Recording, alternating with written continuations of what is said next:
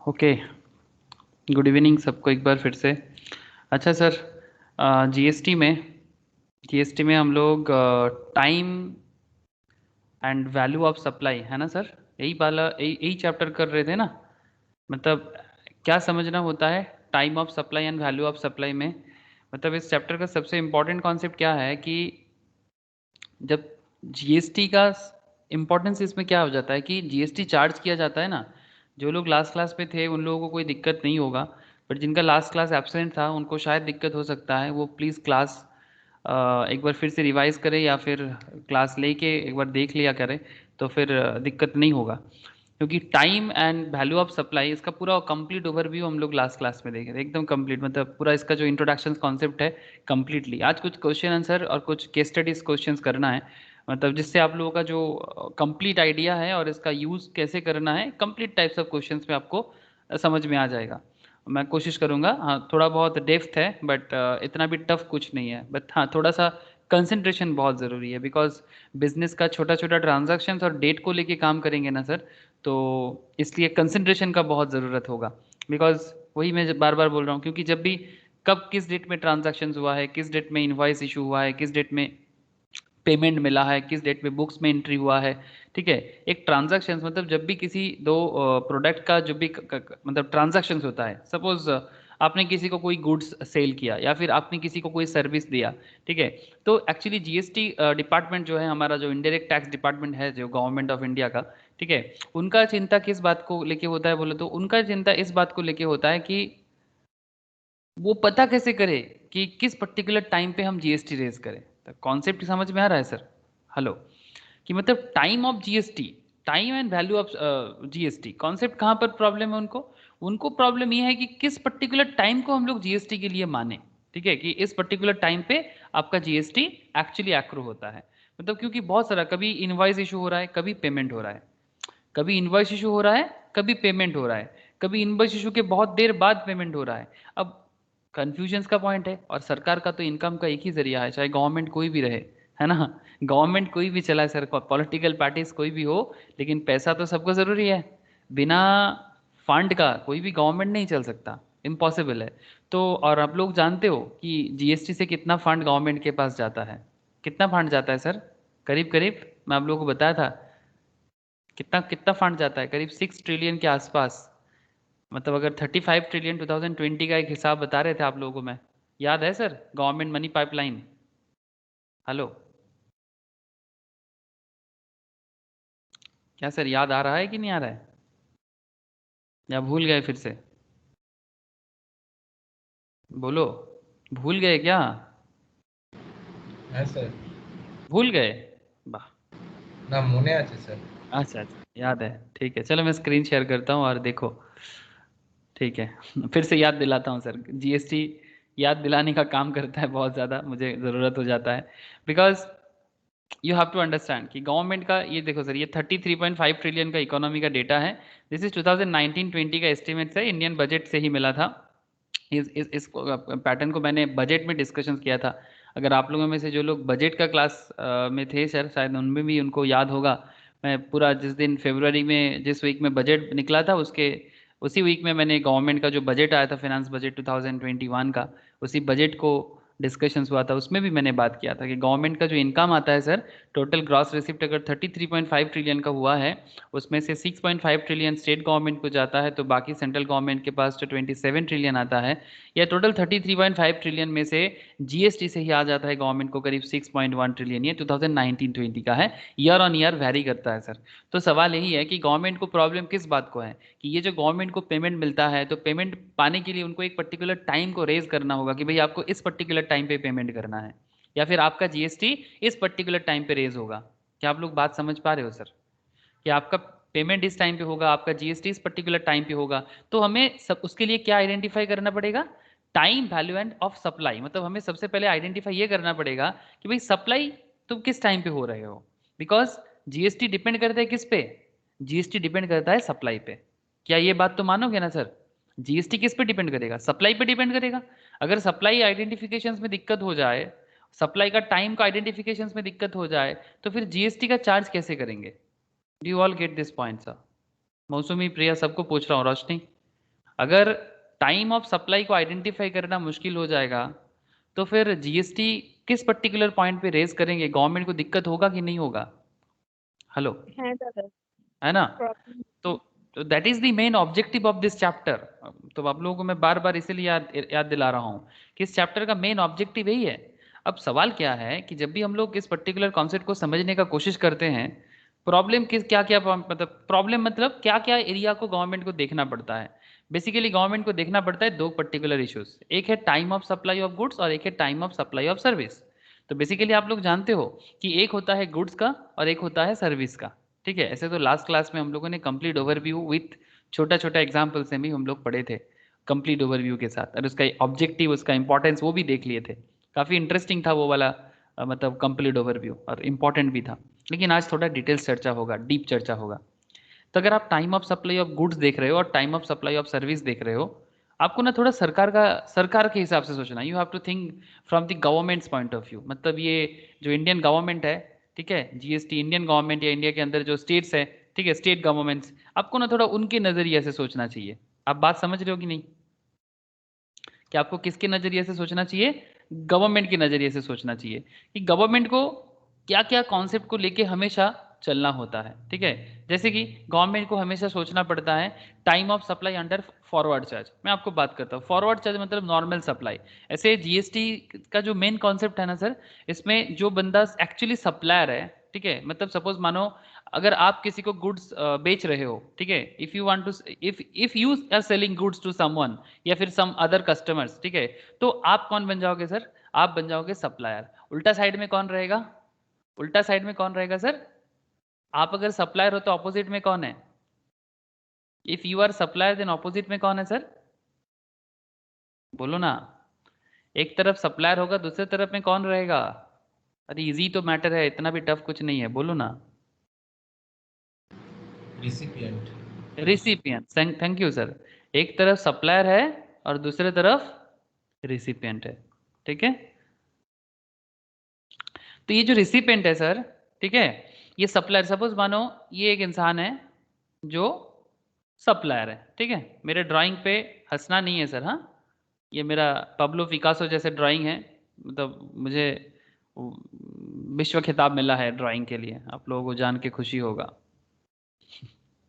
Sir काहे मजाक करते हो? अच्छा ठीक है, मजाक नहीं, ठीक है चलो। तो ये सप्लायर है आपका और ये रिसिपेंट है। ठीक है, ये रिसिपेंट है। ये रिसिपेंट क्या कर रहा है? ये रिसीव कर रहा है। ठीक है, हाथ पे वे ले रहा है कि दो, वो देना चाहता है और ये लेना चाहता है। अरे वाह, क्या जेस्चर है, हाँ, गजब हुआ सर। आप लोगों को देख के हंसी नहीं आ रहा है? मुझे तो बहुत हंसी आ रहा है। मुझे समझ में नहीं आ रहा है मैं क्या ड्रॉ कर रहा हूँ, बट बन जा रहा है। अरे वाह, अरे कितना हाथ निकलेगा? इतना हाथ थोड़ी होना चाहिए। ठीक है, दो हाथ में ले रहा है और दो पैर में नाच रहा है। ठीक है, नाचने दो। ये दे रहा है, ये ले रहा है, तो ये रिसिपेंट है और ये सप्लायर है। नॉर्मल जीएसटी कहता है सर, नॉर्मल जीएसटी कहता है कि ये जो सप्लायर वाला जीएसटी है ना, सप्लायर को ही एक्चुअली जीएसटी क्या करना होता है सर? जीएसटी ये कलेक्ट करेगा, जीएसटी ये कलेक्ट करेगा नॉर्मली, ओके। और कलेक्ट करके क्या करेगा? कलेक्ट करके क्या करेगा सर? कलेक्ट तो कर लेगा और फिर, अरे गवर्नमेंट ऑफ इंडिया को दे देगा। अरे मेरा ड्राइंग बर्बाद हो जा रहा है एकदम। बहुत दिन मैंने इंडिया नहीं ड्रॉ किया। तो ठीक है, चलो एक कोशिश एक बार कर लेते हैं। नहीं होगा आज, आज लग रहा है नहीं होगा। जो भी हो, आप समझ रहे हैं सर यहाँ पर क्या गड़बड़ हो गया?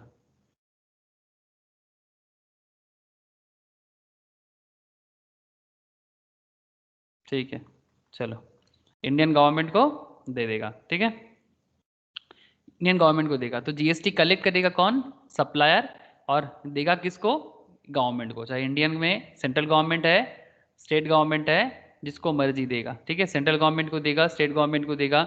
एसजीएसटी, सीजीएसटी, आईजीएसटी, आप लोगों ने नाम तो सारा का सारा सुन के रखा सर।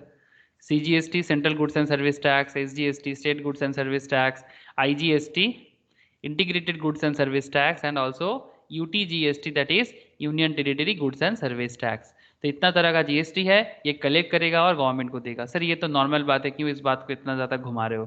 ओके सर, इसको क्या बोलते हैं जानते हो? Forward charge. क्या बोलेंगे सर इसको? फॉरवर्ड चार्ज बोलेंगे। याद रहेगा सर, इसको क्या बोलते हैं? Forward charge. बात याद समझ में आ रहा है सर? फॉरवर्ड चार्ज बोलते हैं इसको, मतलब यही नॉर्मल कॉन्सेप्ट है। इसी कॉन्सेप्ट से नॉर्मल कॉन्सेप्ट बनता है सर, नॉर्मली यही होता है। लेकिन देर आर और भी कॉन्सेप्ट है। Time of supply under forward charge, time of supply under reverse charge. तो फॉरवर्ड चार्ज में किस पर्टिकुलर टाइम को सप्लाई में टाइम ऑफ सप्लाई मानेंगे जीएसटी के लिए। रिवर्स चार्ज में क्या होगा सर? रिवर्स चार्ज में क्या होगा, कोई मुझे बताए? हाँ सर, फॉरवर्ड चार्ज तो समझ में आया, रिवर्स चार्ज में क्या होगा? कब क्या होता है रिवर्स चार्ज में? कौन बताएगा सर? সাপ্লায়ারের বিহাফে রিসিপিয়েন্টই গভর্নমেন্টকে পে করে দেবে। Thank you sir. सप्लायर के बिहाफ में, इसी के बिहाफ में जो रिसिपेंट है ना सर, बिहाफ इसी का है, बट जो रिसिपेंट है ये कलेक्ट करेगा उल्टा। ठीक है, जो नॉर्मल जीएसटी का जो बिहेवियर है उससे थोड़ा अलग है। जो रिसिपेंट है वही इस जीएसटी को कलेक्ट करेगा और गवर्नमेंट को पे कर देगा। वही कलेक्ट करेगा और गवर्नमेंट को पे कर देगा। समझ में आ रहा है सर? तो जब रिसिपेंट जीएसटी गवर्नमेंट को पे करता है, ठीक है, तब उसको क्या बोलते हैं सर? रिवर्स चार्ज बोलते हैं। समझ में आया सर? जब रिसिपेंट का पे करता है तब उसको क्या बोलेंगे सर? रिवर्स चार्ज बोलेंगे। याद रखिएगा सर, सारा का सारा कॉन्सेप्ट में थोड़ा आज डील करना है, इंपॉर्टेंट है और कॉन्सेप्चुअल है। तो time of supply under reverse charge, time of supply of voucher exchangeable goods. Very interesting, what is voucher exchangeable goods? Interesting concept है वाउचर एक्सचेंजेबल गुड्स। आप लोग वो वाउचर वगैरह देखे होंगे ना, वो कोई भी गुड्स वगैरह खरीदने जाते हो, अगर उसके अंदर कोई कूपन मिलता है, कोई वाउचर मिलता है, कहीं पर शॉपिंग करने जाते हो तो शॉपिंग मॉल में वाउचर कभी मिला है सर? बिग बाजार में, पैंटेलून्स में, बोलो ना, कभी हाँ वाउचर वगैरह हाँ मिला है? हाँ हाँ सर, वेरी गुड सर। तो वो वाउचर जब एक्सचेंज करके गुड्स लेके आते हैं, उसका भी तो गवर्नमेंट को सोचना पड़ता है ना। कंपनी तो वाउचर इशू कर दिया, लेकिन वाउचर इशू किया वो भी तो सेल होता है ना, वाउचर से भी तो सेल होता है। तो जब वाउचर से प्रोडक्ट बिक रहा है तो उसका भी तो जीएसटी का हिसाब होना चाहिए। वाउचर में आपके पॉकेट से पैसा नहीं निकल रहा है, बट कंपनी आपको वाउचर तो दिया ना, तो उसका क्या हिसाब होगा, उसका क्या टाइम ऑफ सप्लाई माने जाएंगे, मतलब माना जाएगा। It's a very interesting concept. और ये वाउचर को किस तरह से स्पेशली बड़े बड़े कंपनीज अपने एम्प्लॉय को वाउचर देते हैं, मैं आपको बताऊंगा कुछ ऐसे कंपनीज। और it's a very interesting business model जो कंपनीज ये वाउचर का बिजनेस करता है। ये वाउचर का बिजनेस एक special types of business model है। कुछ फेमस कंपनीज है, आई विल डिस्कस, वेट करना सर, आगे बात करूंगा। अगर आप लोग कुछ कंपनीज का नाम सुने हो तो बहुत अच्छा, लाइक सोडेक्सो। ठीक है, सोडेक्सो एक कंपनी है वो जो वाउचर कंपनी के बिहाफ में इशू करता है, मतलब कंपनी को बना के देता है और कंपनी वो वाउचर एम्प्लॉयज़ को देते हैं और एम्प्लॉय वो वाउचर लेके मार्केट में शॉपिंग करने जाते हैं। और भी है, बहुत सारा कहानी है, आगे आगे बात करूंगा सर। तो time of supply of voucher exchangeable goods, exchangeable for goods, and another is concept time of supply in residual cases. ठीक है, ये रेसिडुअल केसेस क्या है आगे बात करता हूँ सर। और एक कॉन्सेप्ट आएगा जब सर्विस का केस है, time of supply of service. इसका भी फॉरवर्ड चार्ज आएगा, इसका भी रिवर्स चार्ज आएगा, इसका भी वाउचर एक्सचेंजेबल सर्विस आएगा, इसका भी रेसिडुअल केसेस आएगा।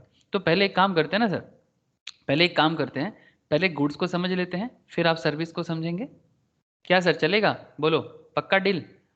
पहले गुड्स को समझे फिर सर्विस को समझते हैं। ओके सर, आप बोल रहे हो तो मानना तो पड़ेगा, हाँ ना बोल के तो फायदा है नहीं। ठीक है सर, इतना बोले तो हम ना कैसे करें। ठीक है, तो एक काम करते हैं, तो चलो सर एक केस देखते हैं। यहाँ पर एक केस है, ये केस क्या बता रहे, एग्जाम्पल देखो सर। स्फिंक्स प्राइवेट लिमिटेड, दिख रहा है सबको? हेलो सर, एग्जाम्पल्स देखना ठीक से, दिख रहा है कि नहीं दिख रहा है? बोलो, आज एग्जाम्पल्स का ही चर्चा होगा, hello examples questions. Thank you yes sir. sir Sphinx Private Limited enters into a contract for supply of 100 office chairs at the rate of 15,000 with Joy Sales। तो स्फिंक्स प्राइवेट लिमिटेड एक contract में आ रहा है किसके साथ? Joy sales के साथ। ओके, जॉय सेल्स के साथ। समझना सर, जीएसटी अंदर से, ये जीएसटी क्या चल रहा है, अंदर से जीएसटी, मतलब एकदम जीएसटी रिटर्न फाइलिंग। तो सर सिंपल काम है सर, 5 दिन सीखोगे, इंस्टीट्यूट भी सिखा रहा है, सीख जाओगे। फिर जीएसटी का हिसाब किताब कैसे होता है, जीएसटी एक्सपर्ट्स कैसे बनोगे, उसके लिए आपको ये सब कॉन्सेप्ट में हमेशा ध्यान रखना, अलग अलग बिजनेस कॉन्सेप्ट के ऊपर ध्यान रखना होगा कि कितना तरह का बिजनेस है, कितना तरह का ट्रांजैक्शन है, कब उसका टाइम होगा, कब उस पर जीएसटी लगेगा, कब सरकार जीएसटी मांगता है। ठीक है, तो ये एक्चुअली जीएसटी का मास्टर क्लास का कॉन्सेप्ट है। मतलब जब आप जीएसटी को अंदर से समझोगे तो आप जीएसटी में मास्टर बनोगे सर। आप जब जीएसटी पढ़ रहे हो आप सोचो कि आप जीएसटी का मास्टर बन रहे हो। Okay sir. तो Sphinx private limited enters into a contract for supply of 100 of his shares of 15,000 with Joy Cells on 21st August। कब कर रहा है सर? 21 अगस्त को। Shares are removed from the warehouse, मतलब गोडाउन से निकाला गया ऑफ स्फिंक्स प्राइवेट लिमिटेड का। ऑन 5th सितंबर, याद रखिएगा डेट का ही खेल आएगा basically. 5th September, along with the invoice of event date, Joy Sales has paid 30% of the total contract value on 21st August। Total contract value का 30% amount वो पे कर रहा है। Joy sales has paid 30% of the total contract value on 21st अगस्त। Balance रह गया कितना? 70% का, 70% बैलेंस है। Is paid after delivery of shares on 10th सितंबर। Delivery of shares after on 10th सितंबर को डिलीवरी हो रहा है तब पे करेगा। Since the invoice is issued on the date of removal of goods, जिस दिन गुड्स रिमूव हो गया था उसी दिन इनवॉइस इशू हो गया था।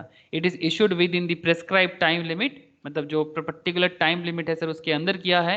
Hence time of supply for payment of tax on entire contract value is 15 lakh is the date of issue of invoice. That is कब इनवॉइस इशू हुआ सर?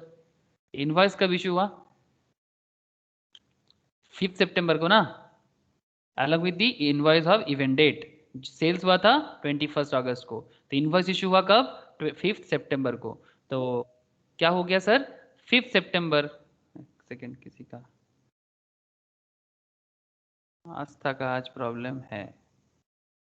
ओके,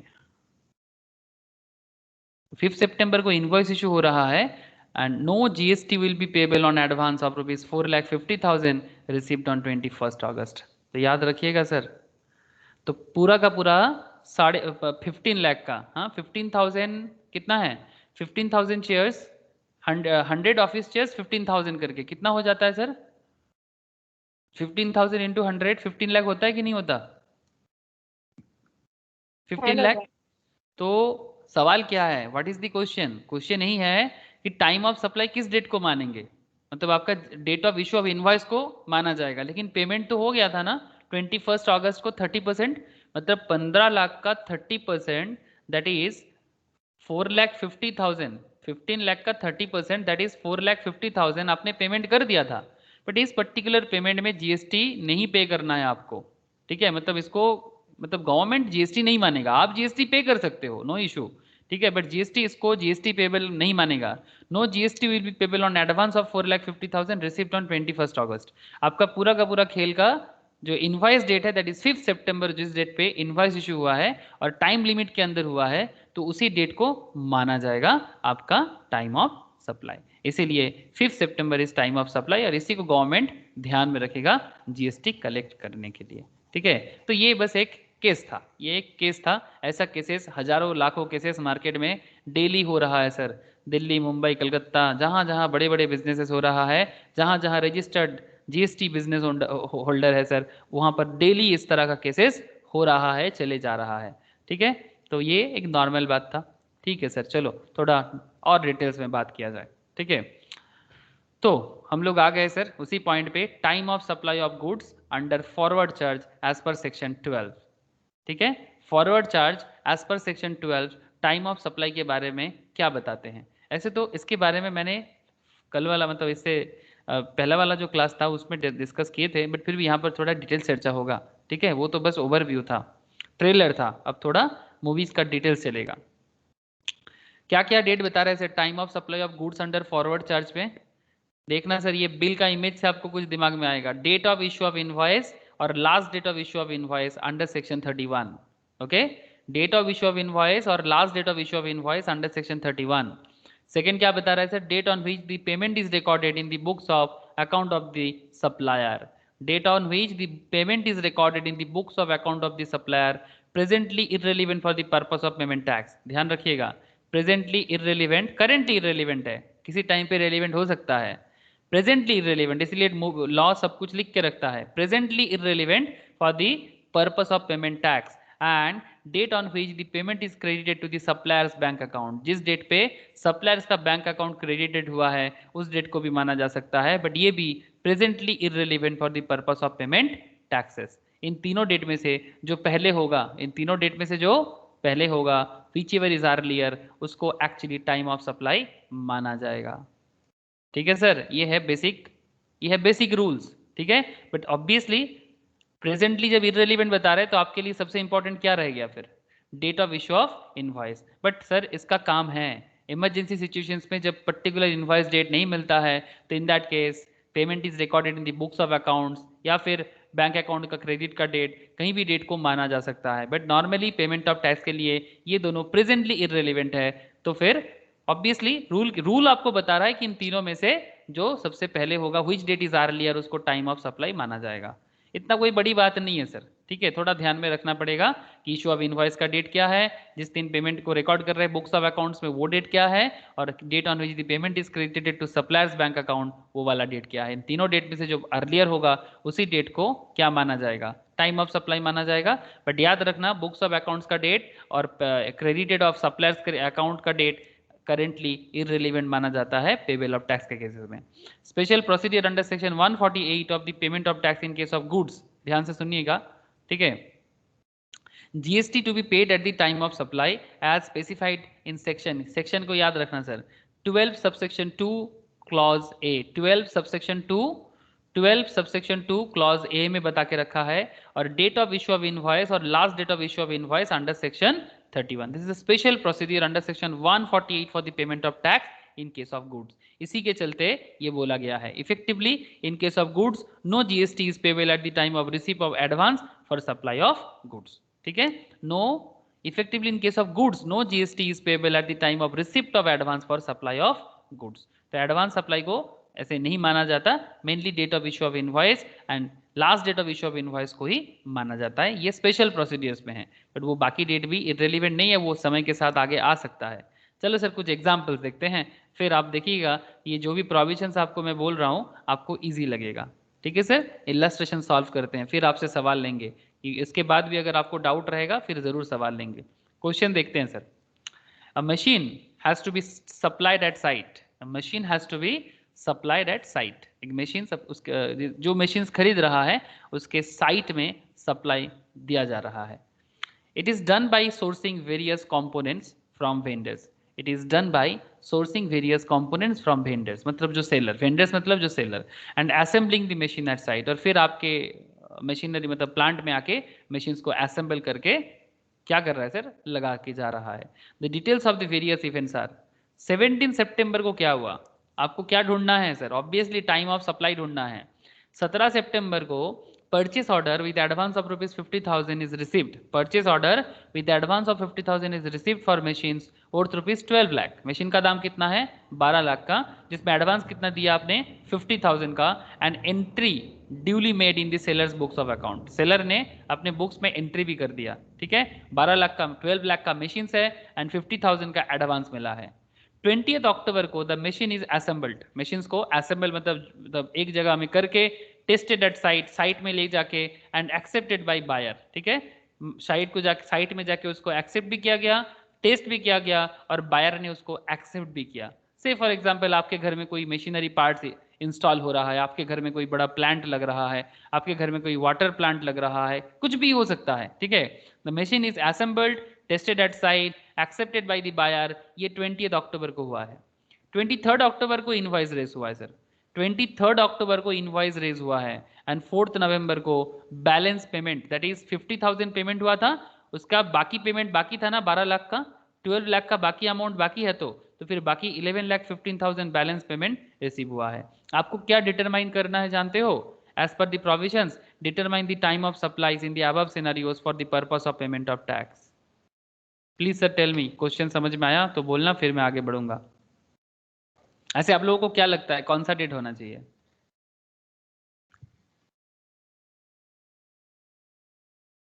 हेलो सर बोलो, सुन पा रहे हो तो बोलना प्लीज.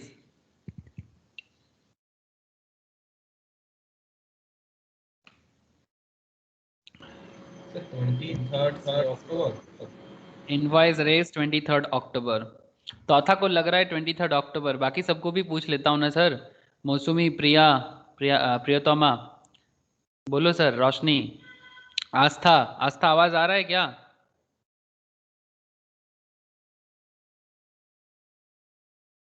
23 अक्टूबर।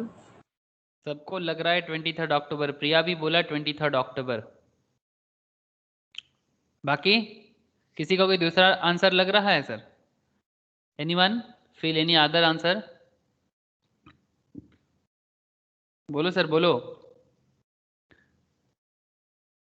किसी को कोई दूसरा आंसर लग रहा है? रोशनी बोलना। 23rd दादा। सबको 23 लगता है। प्रियतमा, कौन सा डेट लगता है, बोलो ना।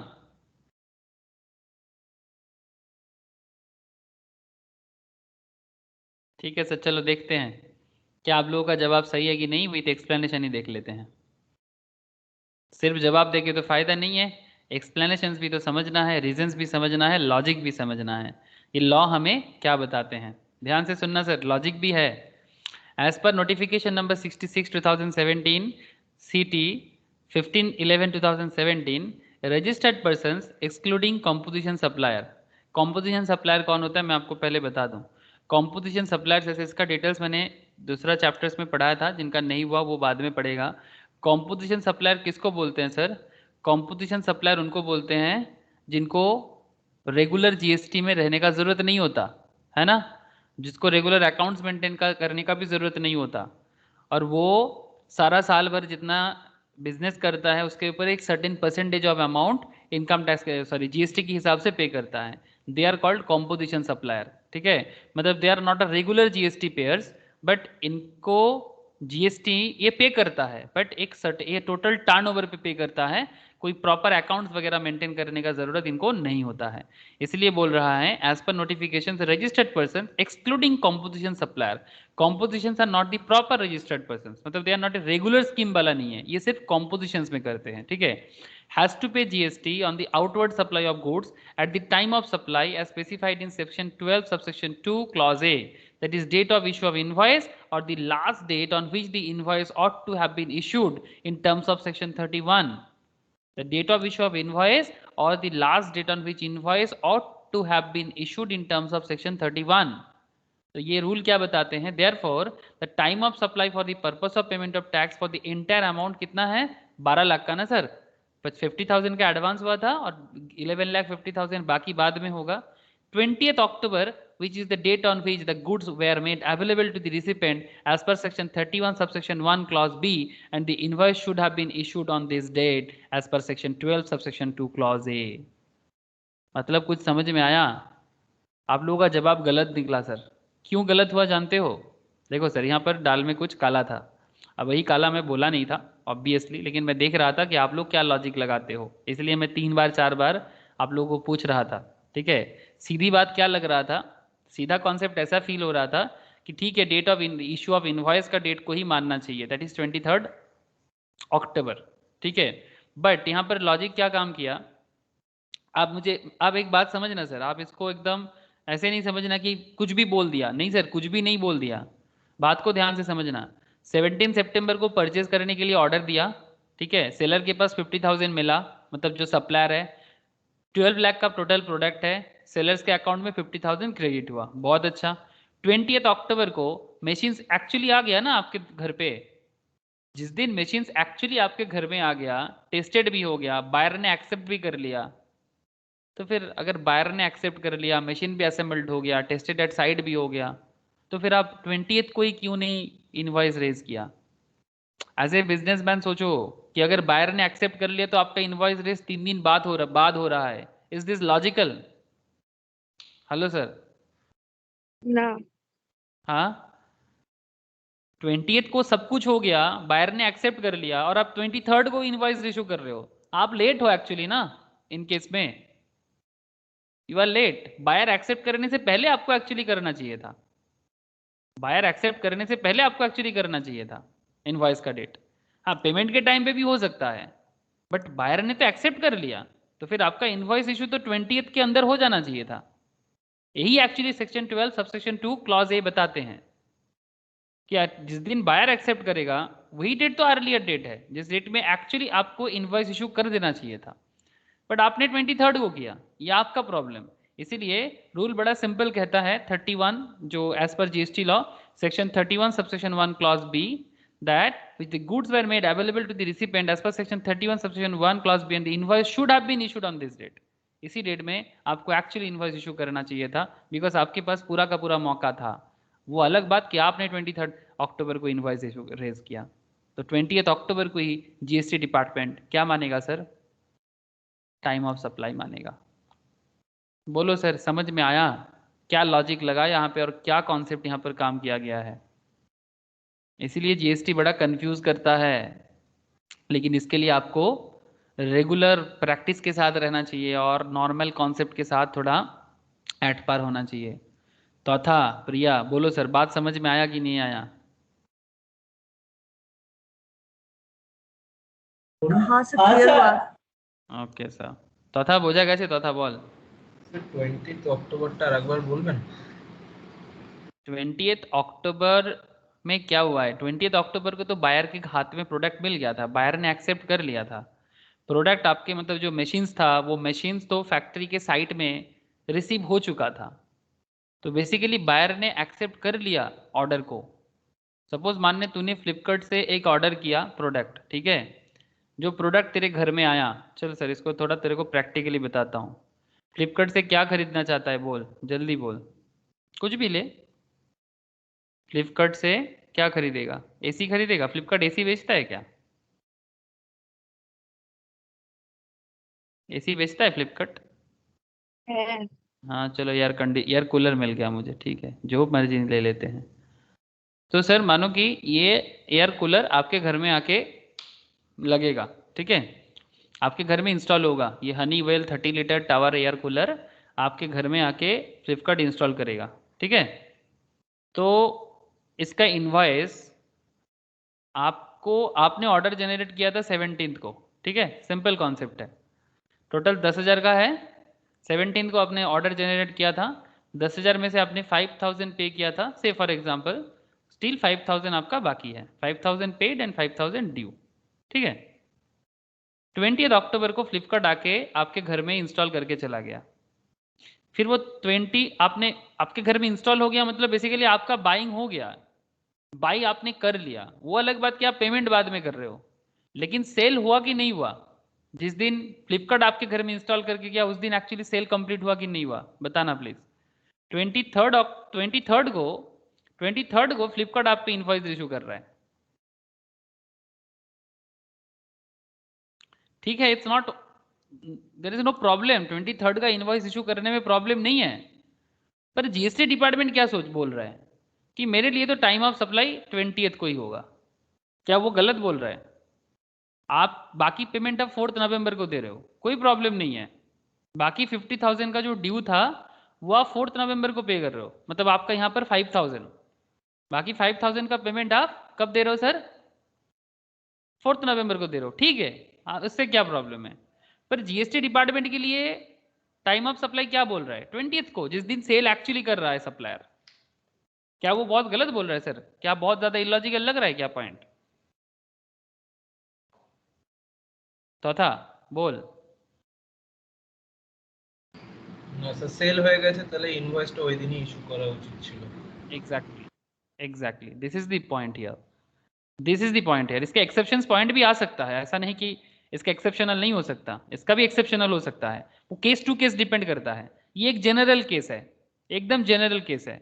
सेल हो गया तो जिस दिन सेल हुआ उसी दिन इशू करना चाहिए था, आपने दूसरा डेट में इशू किया, वो आपका प्रॉब्लम है। तो जीएसटी डिपार्टमेंट एकदम इस तरह का कॉन्सेप्ट बहुत ज्यादा होता है, तो जीएसटी डिपार्टमेंट एकदम सीधा सीधा कॉन्सेप्ट बता रहा है, ठीक है, कि जिस दिन सेल हो रहा है उसी डेट को हम लोग मानेंगे, एकदम सिंपल बात बोल रहे हैं, ठीक है? बस यही कॉन्सेप्ट है इसका। दूसरा क्वेश्चन करो, और भी क्वेश्चन करो ना, और भी क्लियर होता जाएगा। और एक टाइप्स है, गैस इज सप्लाइड। अब देखो बिजनेस बहुत सारा कैटेगरीज में होता है। मौसमी बोझा है, मौसमी प्रियोतमा का आज एकदम मुझे हाँ ना सुनाई नहीं दे रहा है। प्रियोतमा बोल, समझ में आ रहा है? Okay sir. देख दूसरा क्वेश्चन देख, gas is supplied by a pipeline to the recipient. Okay, gas is supplied by a pipeline to the recipient. वो कुछ शहर में चलता है, अभी हम लोग बहुत दिनों से सपना देख रहे हैं कि हमारे शहर में भी हो जाएगा। स्मार्ट सिटी प्रोजेक्ट में इस तरह का कॉन्सेप्ट है। इवन फॉरेन्स में भी हम लोग देखते हैं कि गैस का पाइपलाइन चलता है। ये सिलेंडर वाला कॉन्सेप्ट नहीं है, जानते हो ना sir, gas pipeline at home, ये कॉन्सेप्ट आप लोगों ने जानते हो सर? हाँ सर। हाँ, कोलकाता में कहीं है? कोलकाता में कहीं पर है क्या? दादा पता है क्या? उड़ीसा में है क्या? इंडिया में तो করার কথা ছিল। उड़ीसा में है? हाँ कहाँ पर है? भुवनेश्वर? हाँ। अच्छा, तुम लोग का घर भुवनेश्वर पे है क्या? नहीं नहीं, आगे। आगे, अच्छा, भुवनेश्वर में ऐसा है। हाँ बोलता था, बोल, कोलकाता में कहाँ है? স্যার নিউটাউনে তো প্রজেক্ট ছিল হওয়ার হিট কোর আন্ডারে, আগে জানি না। हाँ, ठीक है सर। देखो कॉन्सेप्ट देखो, गैस पाइपलाइन एट होम बड़ा सिंपल कॉन्सेप्ट है। ये देखो सर, ये तो इंडिया का ही घर दिख रहा है मुझे ऐसा लग रहा है, फीलिंग आ रहा है इंडिया वाला ही कोई घर होगा, जैसे वो ऑलरेडी बताया भुवनेश्वर में है। मतलब स्मार्ट सिटीज़ में ऐसे भुवनेश्वर बहुत ही हाईटेक सिटीज़ में से गिना जाता है सर। इट्स अ वेरी, बहुत ही अच्छा सिटी है Bhubaneswar. I really love Bhubaneswar. Even मुझे कटक भी बहुत पसंद है प्रियतमा, सीरियसली, मैं कटक गया था, मुझे बहुत पसंद आया कटक। मैं जाके बहुत जगह घूम के आया कटक में। महानदी का इधर उधर पूरा म्यूजियम वगैरह, फिर तुम्हारा सुभाष बोस का जन्म स्थान, सब कुछ। हाँ सर। मज़ा आ गया था मुझे कटक देख के। ओके, देखिए सर, देखो ये गवर्नमेंट का ये जो पाइपलाइन दे रहा है ना सर, ये पाइपलाइन साल भर चलेगा, ठीक है। तो ये एक एनुअल पेमेंट सिस्टम में अगर चलेगा, पेमेंट सिस्टम एनुअल है, एनुअल पेमेंट मतलब एनुअल अमाउंट, अमाउंट जो है वो एनुअल एनुअल है सर, ठीक है, annual amount but paid monthly, ठीक है। एनुअल अमाउंट है, पेड मंथली है। ऐसा बहुत सारा कॉन्सेप्ट होता है, ऐसा ऐसा ऐसा कॉन्सेप्ट बहुत सारा होता है कि पूरा अमाउंट एनुअली है लेकिन आप मंथली पे करोगे इंस्टॉलमेंट बेसिस पे, हो सकता है, ऐसा बहुत सारा होता है। तो केस क्या है? तो वही वाला एग्जाम्पल है ये जो करेंट एग्जाम्पल्स है वही वाला एग्जाम्पल है, एकदम day to day the part of life. These are the part and parcel of life, बस उसी को जीएसटी में, और क्या है, और कुछ नहीं। GST, gas is supplied by a pipeline to the recipient. The supply is to be made for a period of 1 year. Monthly payments are to be made by the recipient as per the contract. The details of the payment made are July 5, August 5, September 5. ठीक है। Payment of 2 lakh made in each month, कितना करके दिया sir? 2 lakh per month का, जुलाई 5, August 5, September 5 का, ठीक है। Payment of 2 lakh made in each month. Determine the time of supply for the purpose of payment of tax. अब बोलो क्या होगा? एक साल, पूरा साल भर चलेगा, ठीक है। Monthly payments are to be made by the recipient as per the contract. The details of the payments made are July 5, August 5, September 5। Payments of ₹2 lakh made in each month. 2 lakh हर मंथ में पेमेंट कर रहा है। पूछ रहा है sir determine the time of supply, July 5, August 5, September 5, क्या करेंगे?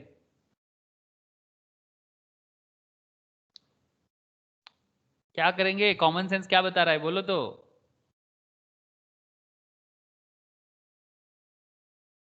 एनीवन? क्या होना चाहिए टाइम ऑफ सप्लाई? जुलाई 5, जुलाई 5। 11, हाँ बोलो बोलो। 15, 11। 15, 11 नवंबर? हाँ सर। नवंबर क्यों होगा? नवंबर तो आपके यहाँ पर सप्लाई का कोई डेट नहीं है।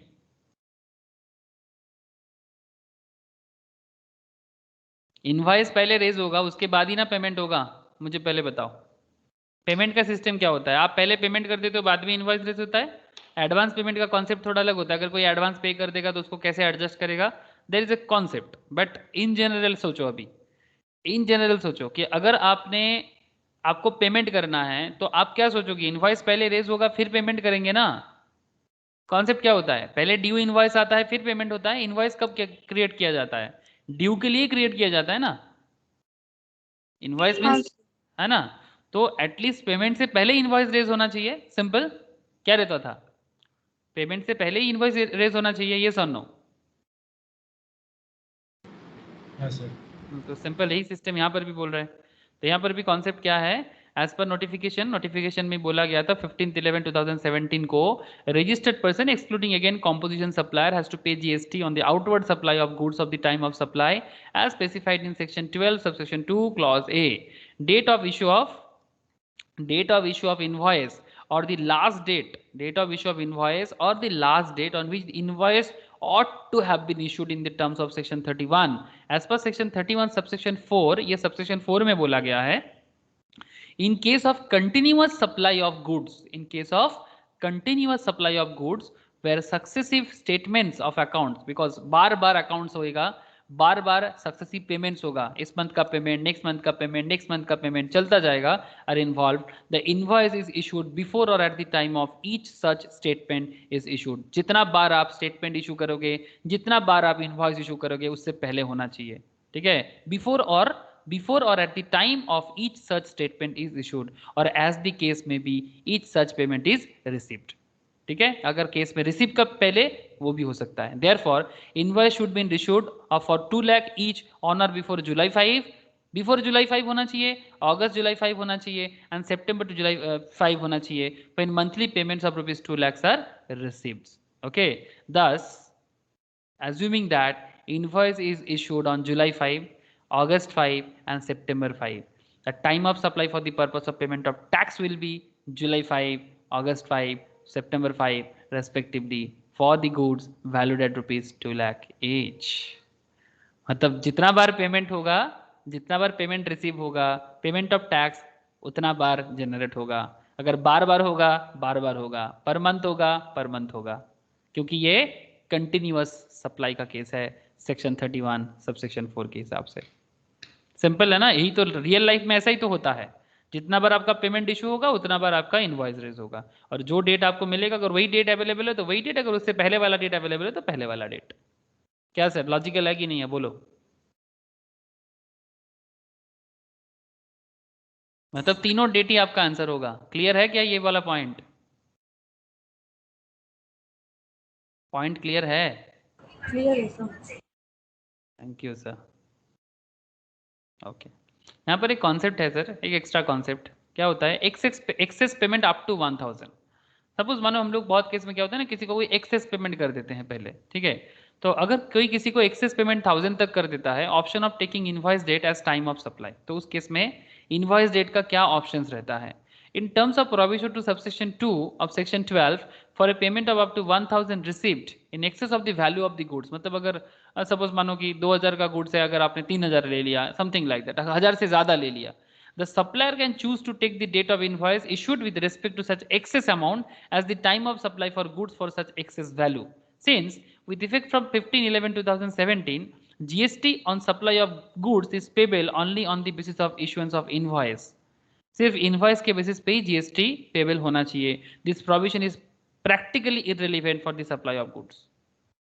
मतलब ये जो एक्सेस अमाउंट का बात कर रहा है ना सर, एक्सेस अमाउंट आप दे सकते हो बट जीएसटी पेमेंट तो इनवॉइस के बेसिस पे ही होगा, इसीलिए चाहे 1000 ज्यादा दे दो कम दे दो, ये प्रैक्टिकली इररिलेवेंट माना जा रहा है, ठीक है। ये 15/11/2017 मतलब कोई एक्सेस पेमेंट कर दिया तो क्या होगा, मतलब हो सकता है आपको इतना पेमेंट करना चाहिए था, आपने उससे ज्यादा पेमेंट कर दिया, और 1000 से ज्यादा कर दिया।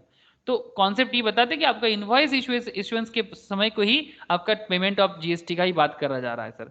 तो with effect from 15/11 GST on supply of goods is payable only on the basis of issuance of invoice.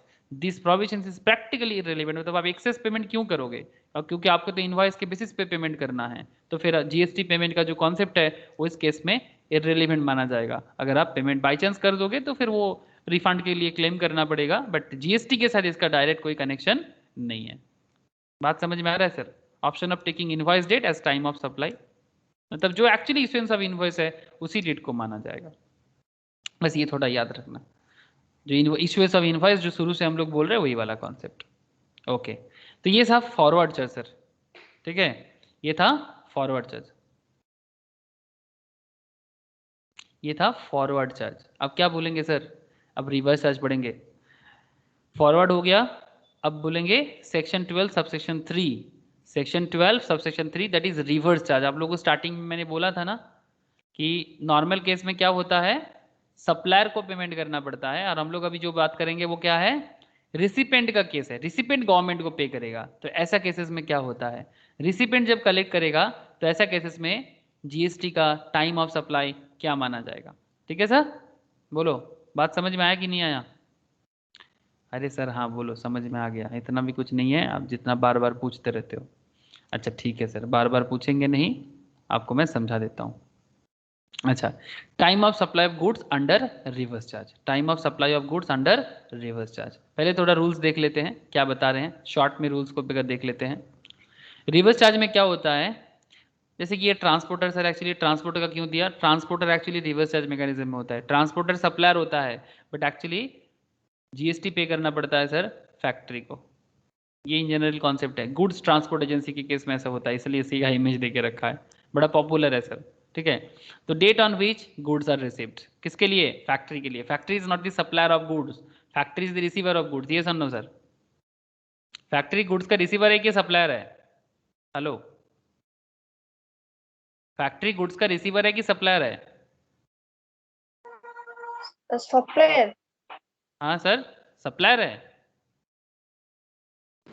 না স্যার রিসিভার রিসিভ করছে তো मतलब जब एजेंसी जब ट्रांसपोर्टर रॉ मटेरियल रिसीव करता है सप्लायर, हाँ सप्लायर मतलब सॉरी, मतलब फैक्ट्री जो वो सप्लाई भी कर सकता है, लेकिन हमारा कॉन्सेप्ट यहाँ पर देखो जीटीए के साथ फैक्ट्री का कॉन्सेप्ट हो रहा है।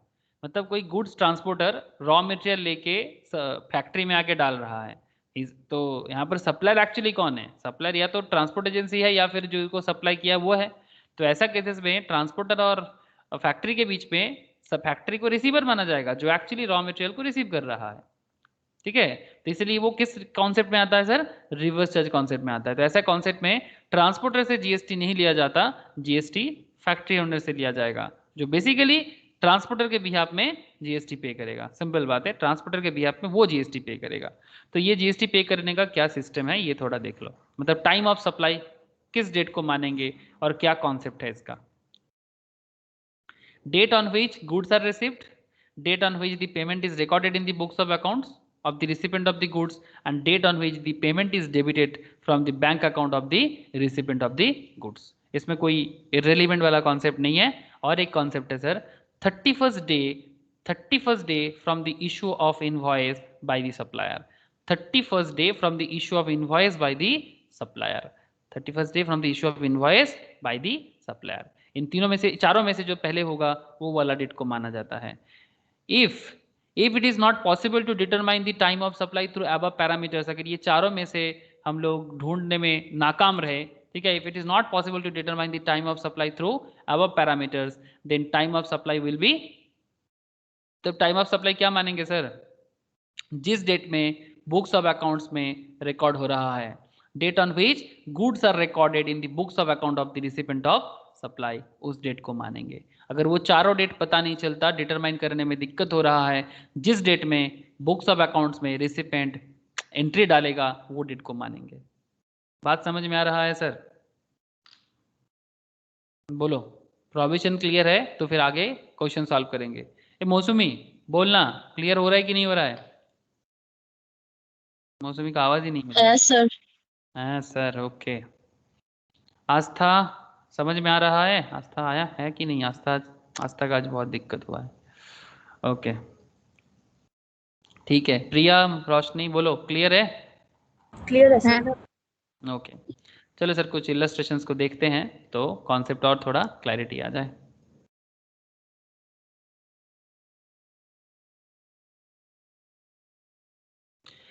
Determine the time of supply from the given informations. Okay. May 4, supplier invoices goods taxable on reverse charge basis to Breach and Company. Okay. Supplier invoices goods taxable on reverse charge basis to Breach and Company. 30 days from the date of issuance of invoice elapse on June 3। मतलब ये जो 30 दिन का खेल है ये जून 3 को जाके खत्म हो जाएगा। आप हिसाब करो, मई 4 से लेके जून 3, 31st डे कंप्लीट हो रहा है क्या? 30 डेज कंप्लीट होके 31st डे में पहुंच रहे क्या? मई 4 से लेके जून 3, मतलब मई कितना दिन का होता है सर? 31 से 4 हटा दो, कितना हो जाएगा? 27, और जून 3, हाँ तो हो रहा है ना, +3, 30 डेज कंप्लीट हो रहा है। तो 30 days from the date of issuance of invoice elapsed on June 3। जून 3 को जाके 30 दिन खत्म हो रहा है एकदम, ठीक है। मई 12 को क्या हो रहा है, bridge and company receive the goods. Bridge and company को गुड्स कब मिल रहा है, मई 12 को। एंड मई 30 को क्या हो रहा है, bridge and company make the payments. Bridge and company make the payments. आपको क्या पूछ रहा है, what is the question sir? आपको पूछ रहा है determine the time of supply from the given information. क्या लग रहा है सर, कौन सा डेट होना चाहिए?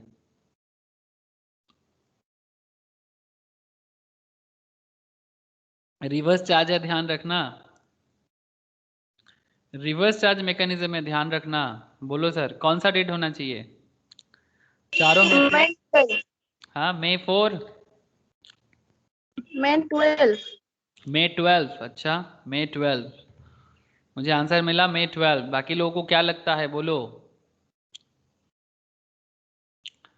सबको क्या फीलिंग आ रहा है? May 4. मई 4, मई 4, मई 12। रोशनी को लग रहा है मई 4। ओके सर, चलो देखते हैं लॉजिकली क्या होना चाहिए। Sir, here May 12 will be the time of supply, being the earliest of the 3 stipulated dates, namely received goods, date of payment, and date immediately following 30 days of issuance of invoice. Section 12, subsection 3. Here date of invoice is irrelevant. Sorry, here date of invoice is relevant only for calculating 30 days from the date from that date. Date of invoice is relevant only for calculating 30 days from that date. तो answer is actually May 12। अब सवाल आपके मन में जरूर आएगा, sir Y, क्यों May 12? क्या लॉजिक लग रहा है सर, May 12 क्यों है? Being the earliest of the 3 stipulated dates, namely receipt of goods, date of payment and date immediately following 30 days of issuance of invoice. Point to be noted, date immediately following the issuance of invoice का जो date है वो जून 3 है। जून 3, May 30 and Bridge and company receive the goods May 12। इन तीनों में से अर्लियर तो May 12 भी है सर, इन तीनों में से अर्लियर तो May 12 भी है। सर May 4 क्यों नहीं होगा, May 4 क्यों नहीं होगा? Supplier invoices goods taxable on reverse charge basis to Bridge and company, May 4 क्यों नहीं होगा? बिकॉज ध्यान से देखो सर, मैं आपको फिर से एक बार वो डेट पे लेके जा रहा हूं।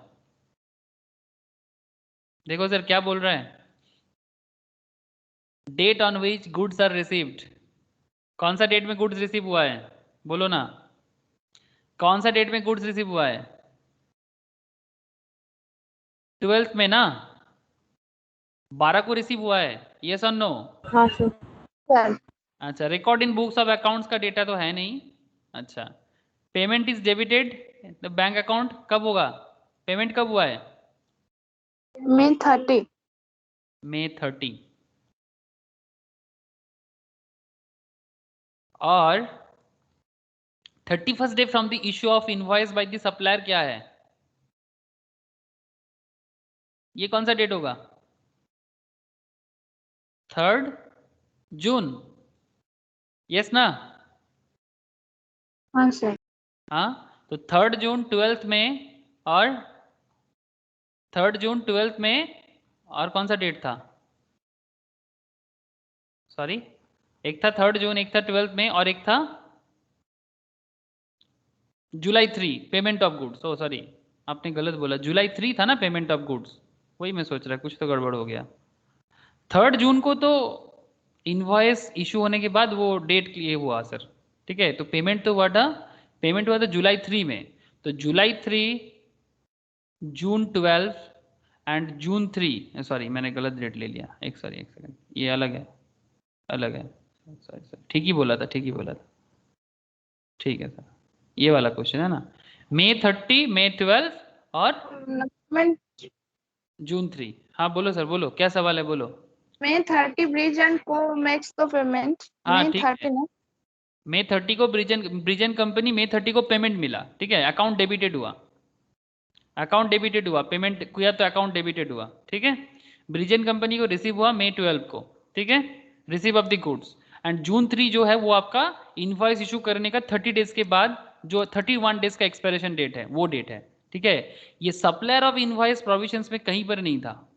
ये May 4 given is just for the calculation of 30 days. ये May 4 का हिसाब सिर्फ 30 डेज का कैलकुलेशन के लिए है, बिकॉज आपका प्रोविजंस आपको रिवर्स चार्ज मैकेनिज्म के केस में कहीं पर नहीं बता रहा है कि सप्लायर का इनवॉइस डेट यहां पर इंपॉर्टेंट है ही नहीं, बिकॉज ये रिसिपेंट का केस है। इसीलिए रिसिपेंट के पॉइंट ऑफ व्यू से सोचना है, सप्लायर के पॉइंट ऑफ व्यू से नहीं। दिमाग में गया कि नहीं, बोलो ना, क्या बात दिमाग में घुस रहा है? माथाते जाच्छे হ্যাঁ দাদা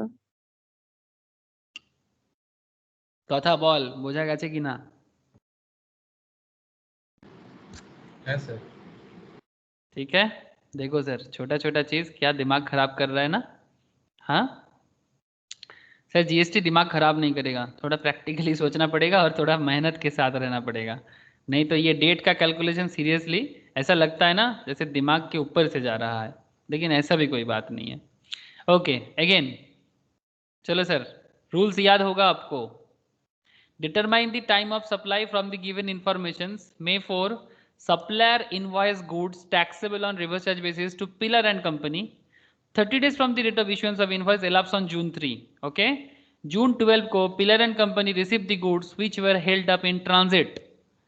Pillar and Company received the goods which were held up in transit and payment made for the goods July 3 में। क्या होगा अब बताओ, अब बताओ सर क्या होगा? जून 12, जुलाई 3 या जून 3, क्या लग रहा है?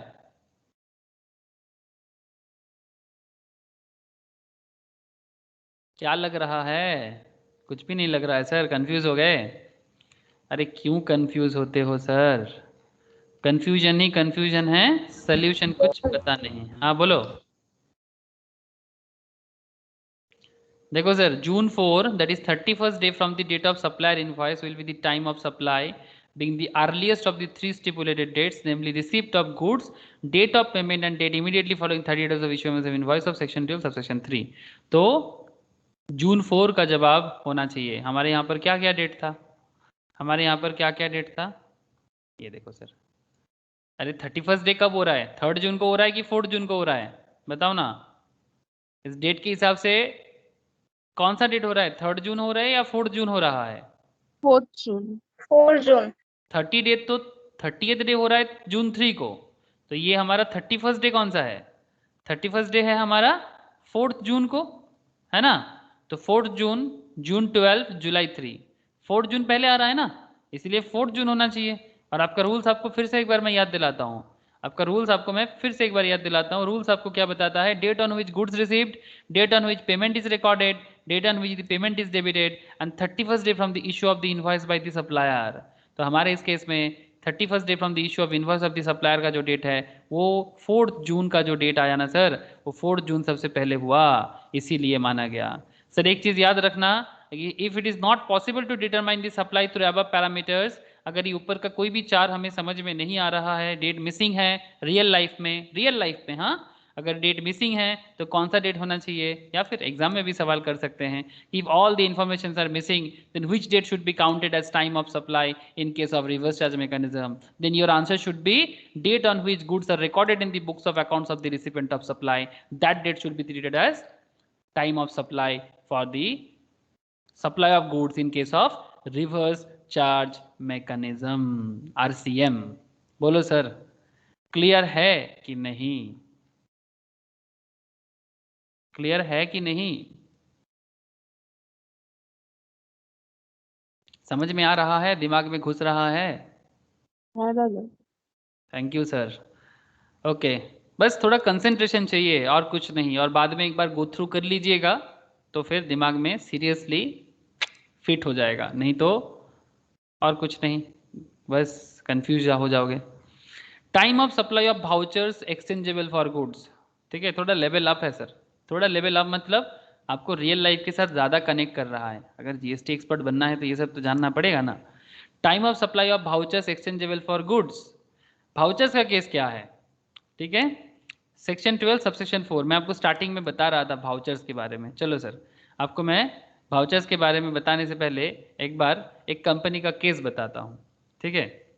एक कंपनी का केस बताता हूँ। कुछ ऐसा केसेस होता है सर। क्या क्या केसेस हो सकता है? केस देखो सर, ये क्या स्पेलिंग, इसका प्रोनाउंसिएशन क्या होगा?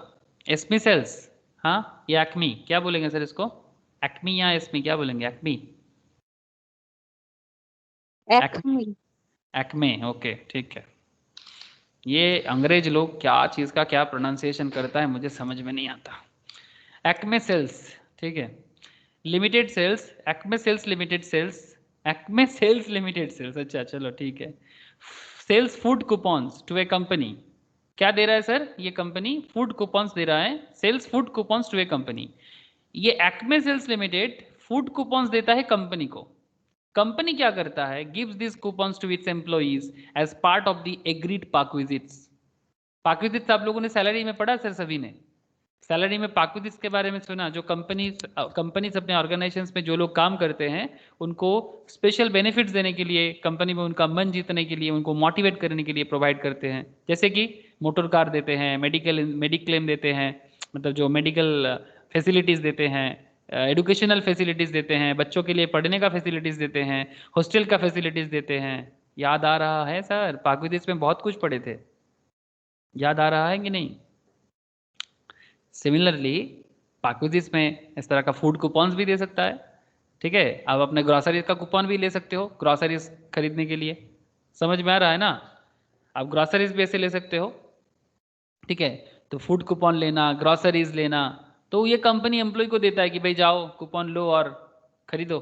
The coupons can be redeemed for purchase of any item of food or provisions in the outlet that are part of the program. The food coupons can be redeemed for the purchase of any item of food, और जो भी particular product के लिए दिया गया है, food के लिए तो food, अगर कोई दूसरा product के लिए तो दूसरा product, जो भी product होगा।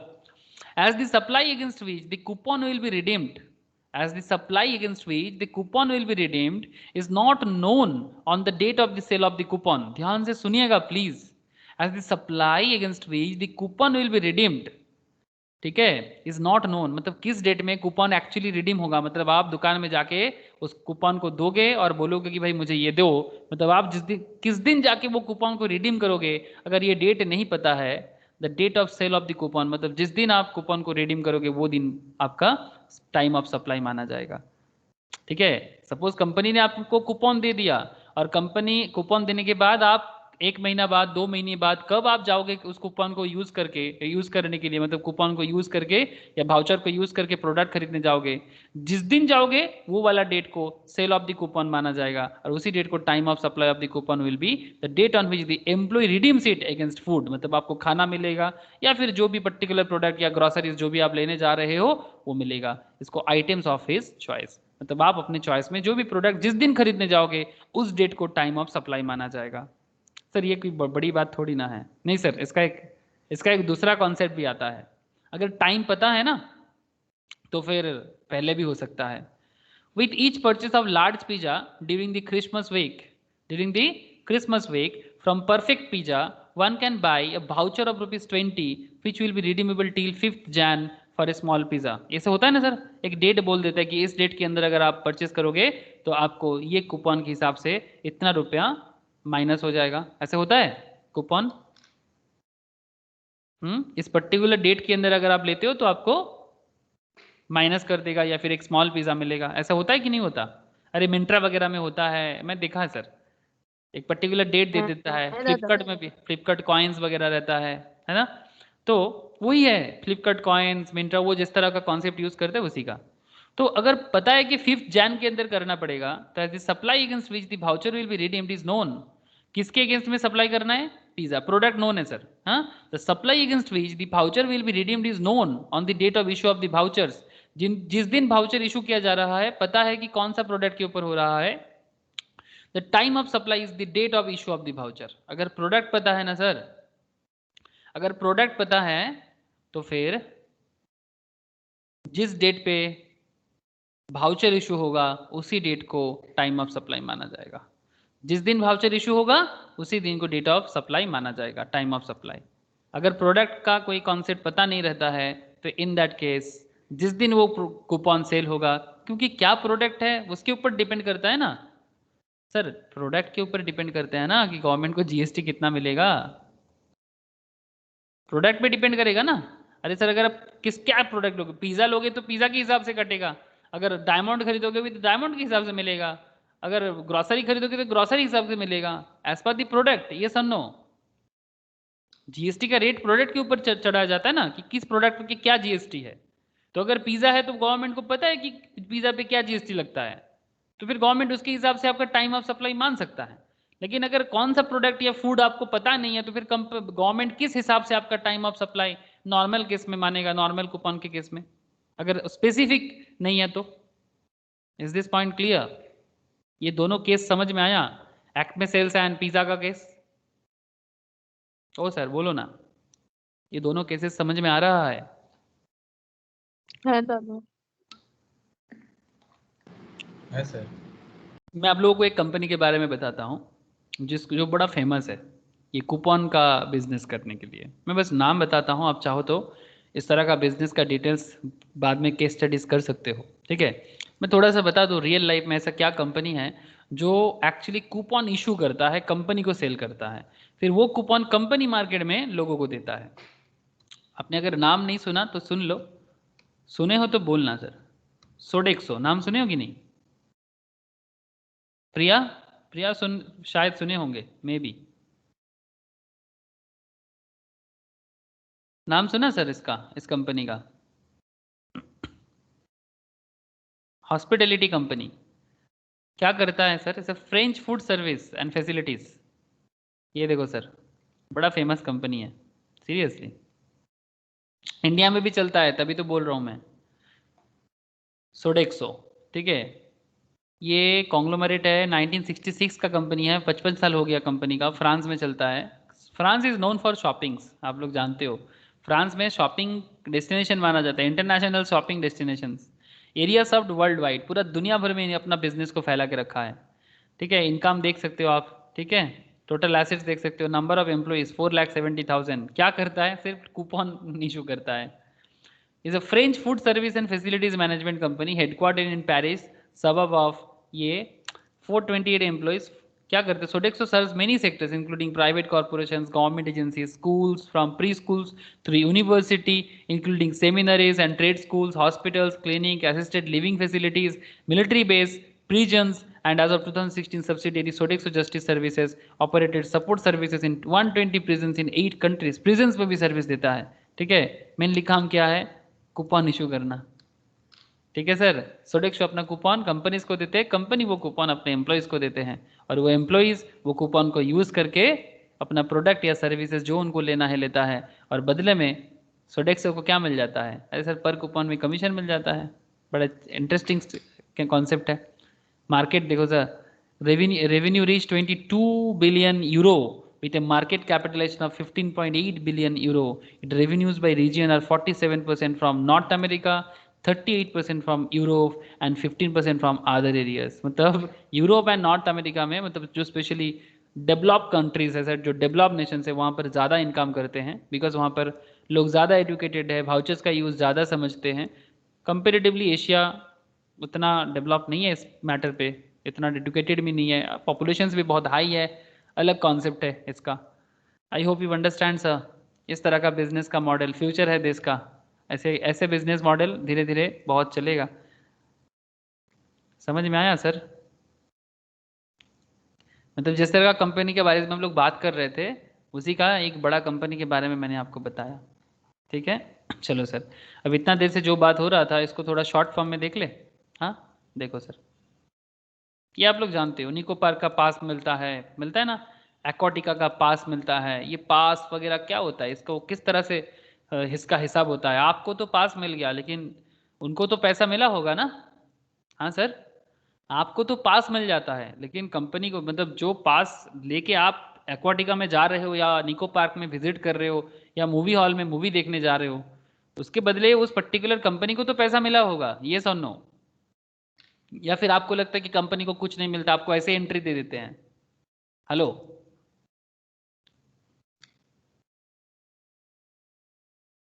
बोलो सर, क्या लगता है उनको पेमेंट मिलता है कि नहीं मिलता? अरे हाँ ना, कुछ तो बोलो।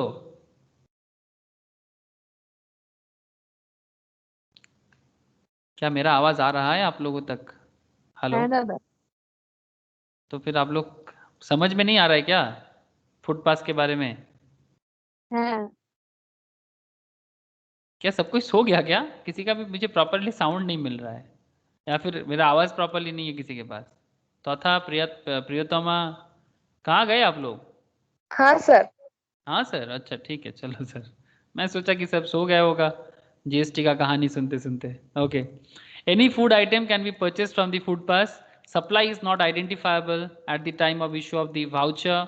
Date of redemption of voucher को ही टाइम ऑफ सप्लाई माना जाएगा। Date of redemption of voucher को ही टाइम ऑफ सप्लाई माना जाएगा। Okay. Shirt coupon, only a shirt can be purchase from the shirt coupon. तो फिर शर्ट का केस है ना, पता चल गया कि ये शर्ट के केस में होगा कि ओनली फॉर द शर्ट। जैसे कि हम लोगों ने एक दो थोड़ा देर पहले पढ़ रहे थे पिज्जा। तो अगर प्रोडक्ट पता है तो किस प्रोडक्ट में क्या रेट ऑफ जीएसटी चलता है ये गवर्नमेंट को पता है, तो फिर गवर्नमेंट उसके हिसाब से अपना हिसाब लगा सकता है। तो supply is identifiable at the time of issue of voucher. किस प्रोडक्ट का सप्लाई है वो आइडेंटिफाइबल है, और अगर आइडेंटिफाइबल है तो date of issue of voucher हो जाएगा टाइम ऑफ सप्लाई। तो इस पे क्या हो जाएगा, वाउचर इशू डेट हो जाएगा, और इसके केस में रिडेम्पशन ऑफ वाउचर का केस हो जाएगा टाइम ऑफ सप्लाई।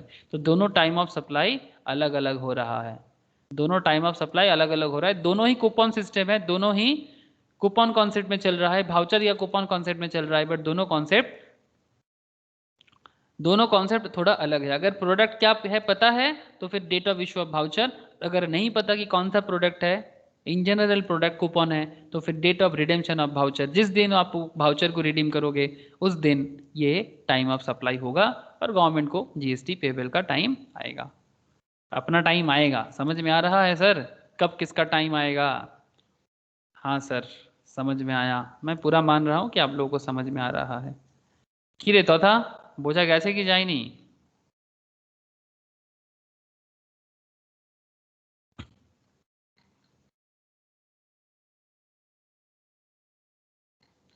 समझ में नहीं आया क्या?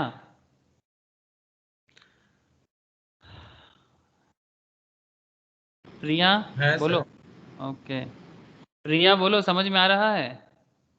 मौसमी। हाँ सर, क्लियर हो रहा है सर। वो माइक में कुछ प्रॉब्लम हो जाता, अनम्यूट नहीं कर पा रहे थे। ओ अच्छा अच्छा, ठीक है, नो इशू। अरे वो क्या होता है ना, मुझे हाँ ना अगर सुनाई देता है तो मुझे लगता है कि आप लोग सुन पा रहे हो, समझ पा रहे हो, तो मुझे मोटिवेशन मिलता है आगे और बताने का।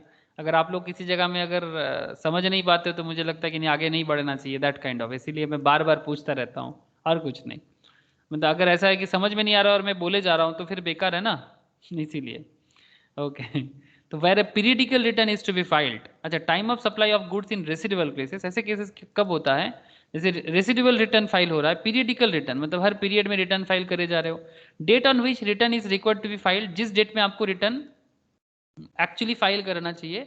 और अदर केसेस में date on which GST is paid. ठीक है, date on which GST is paid. तो ये दो कॉन्सेप्ट होता है, तो कैसे ये कॉन्सेप्ट को कैसे डील करेंगे, थोड़ा केस देखने से समझ में आ जाएगा सर। तो केस थोड़ा देखो, मतलब एक पीरियडिकल रिटर्न का कॉन्सेप्ट है। Radha traders sold goods to Shyam sales. Radha traders sold goods to Shyam sales on 6th of June with a condition that interest at the rate 2% per month will be charged if Shyam Sales fail to make payment within 15 days of the delivery of the goods. Goods were delivered as also the invoice was issued on 6th June. Goods भी delivered हुआ और invoice भी 6 जून को issue किया गया। Shyam Sales paid the considerations for the goods on 6th of July. Shyam Sales कब दे रहा है? 6th of July को पे कर रहा है along with applicable interest, क्योंकि देरी में दिया ना, गुड्स दिया था 6 जून को, 15 दिन के अंदर देना था, तो 2% इंटरेस्ट पर मंथ के बेसिस में चार्ज हो जाएगा। तो बोलता है कि sir time of supply for the goods sold, time of supply for the goods sold is that date of issue of invoice, that is 6th June, and the time of supply for addition in value by way of interest is that date when such addition in value is received by Radha Traders, that is 6th July. मतलब कुछ समझ में आया sir? ये case का खेल क्या है? रेसिडुअल क्लेम मतलब अगर बाद में कुछ मिलता है, जैसे नॉर्मल केस क्या बताता है, पेमेंट मिले ना मिले इनवॉइस रेज होने से ही आपको जीएसटी का टाइम आ जाता है। यस और नो? पेमेंट मिले ना मिले अगर इनवॉइस इशू हो गया तो फिर जीएसटी का टाइम तो आ गया ना सर, बोलो ना सर। 6 जून को गुड सोल्ड हुआ, पेमेंट नहीं हुआ बट इनवॉइस तो इशू हो गया था ना। 2% पर मंथ का इंटरेस्ट का कंडीशन था। If Shyam sales fail to make sold goods to Shyam sales on 6 June, और क्या बोल रहे हैं कि अगर 15 दिन के अंदर पेमेंट नहीं करता है तो 2% का इंटरेस्ट लग जाएगा मंथली हिसाब से। Goods were delivered as also invoice was issued on 6 June, goods भी डिलीवरी हुआ और इनवॉइस भी इशू हो गया, तब तो एक्चुअली टाइम ऑफ सप्लाई क्या हो गया, एक्चुअली टाइम ऑफ सप्लाई क्या हो गया, 6 जून हो गया। But sir there is another transaction, Shyam sales जो है वो तो कंसिडरेशन जो उसका था वो 6 जुलाई को पे किया, क्योंकि वो लेट किया, उसको पे कर देना चाहिए था 6 जून, मतलब 21 जून के अंदर पेमेंट करना चाहिए था, 15 डेज के अंदर, लेकिन उसने पेमेंट किया 6 जुलाई को, तो फिर वो 2% का मंथली इंटरेस्ट लग जाएगा उस पर, तो अलॉन्ग विथ एप्लीकेबल इंटरेस्ट। अब ये जो एक्स्ट्रा इंटरेस्ट अमाउंट है सर, ये जो एक्स्ट्रा इंटरेस्ट अमाउंट है, ये थोड़ी ना किसी को पता था कि वो एक्चुअली फेल करेगा, टाइम पे नहीं करेगा तो उसको इंटरेस्ट लगेगा, ये किसको पता था? ये तो किसी को नहीं पता था। शाम को भी नहीं पता था कि वो टाइम पे नहीं कर पाएगा, बिकॉज बिजनेस है सर, अनसर्टेन कंडीशंस पे चलता है कि पेमेंट वो किसी को बेचता है, डेटर पेमेंट करेगा तो क्रेडिटर का पेमेंट मिलेगा, क्रेडिटर को पेमेंट मिलेगा तो डेटर को पेमेंट मिलेगा, ये साइकिल चलता जाता है। तो कब किसको पेमेंट मिलेगा इसका कॉन्सेप्ट थोड़ा मुश्किल हो जाता है। इन दैट केस यहाँ पर तो इंटरेस्ट चार्ज हो गया क्योंकि कंडीशनल सेल्स था। तो सरकार बोलता है ठीक है, the time of supply for the good sold is the date of issue of invoice that is 6 June, इस पे कोई प्रॉब्लम नहीं है। बट जो एडिशन हुआ ना सर, एडिशन मतलब इंटरेस्ट का जो एडिशन हुआ, is that date when such addition is value is received by Radha that is 6 जुलाई।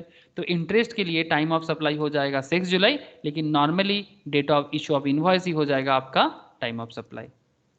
समझ में आया सर? तो ये इंटरेस्ट जो है ना सर, यही एक्चुअली आपका रेसिडुअल क्लेम है, मतलब आपको बाद में मिलता है। रेसिडुअल मतलब बाद में जो बचा कुचा मिलता है, इंटरेस्ट यहाँ पर रेसिडुअल क्लेम की तरह काम कर रहा है। तो नॉर्मल सेल्स के साथ साथ अगर आपका कोई रेसिडुअल क्लेम भी रहे तो उसका टाइम ऑफ सप्लाई भी आपको समझ में आ गया होगा। बोलो सर, ये रेसिडुअल क्लेम में कोई डाउट है तो पूछ लो। रेसिडुअल क्लेम में कोई कॉन्सेप्ट में डाउट है तो प्लीज पूछा करो। Date on which return is required to be filed and date on which GST is paid, इन दोनों डेट ही हो सकता है, कोई अर्लियर वाला केस नहीं है। लेकिन आप समझे कि नहीं समझे? रिक्वायर्ड टू बी फिल्ड मतलब इनवॉइस का डेट भी हो सकता है, जिस दिन जीएसटी पेमेंट हो रहा है वो दिन, वो वाला दिन भी हो सकता है। फिर periodical return is to be filed, ऐसे केसेस में ऐसा होता है। और अगर पेनल्टी होता है तो फिर पेनल्टी के ऊपर टाइम ऑफ सप्लाई भी होता है as per their transactions. Clear है सर? बोलो हाँ ना, बोलो तो मुझे समझ में आ जाएगा।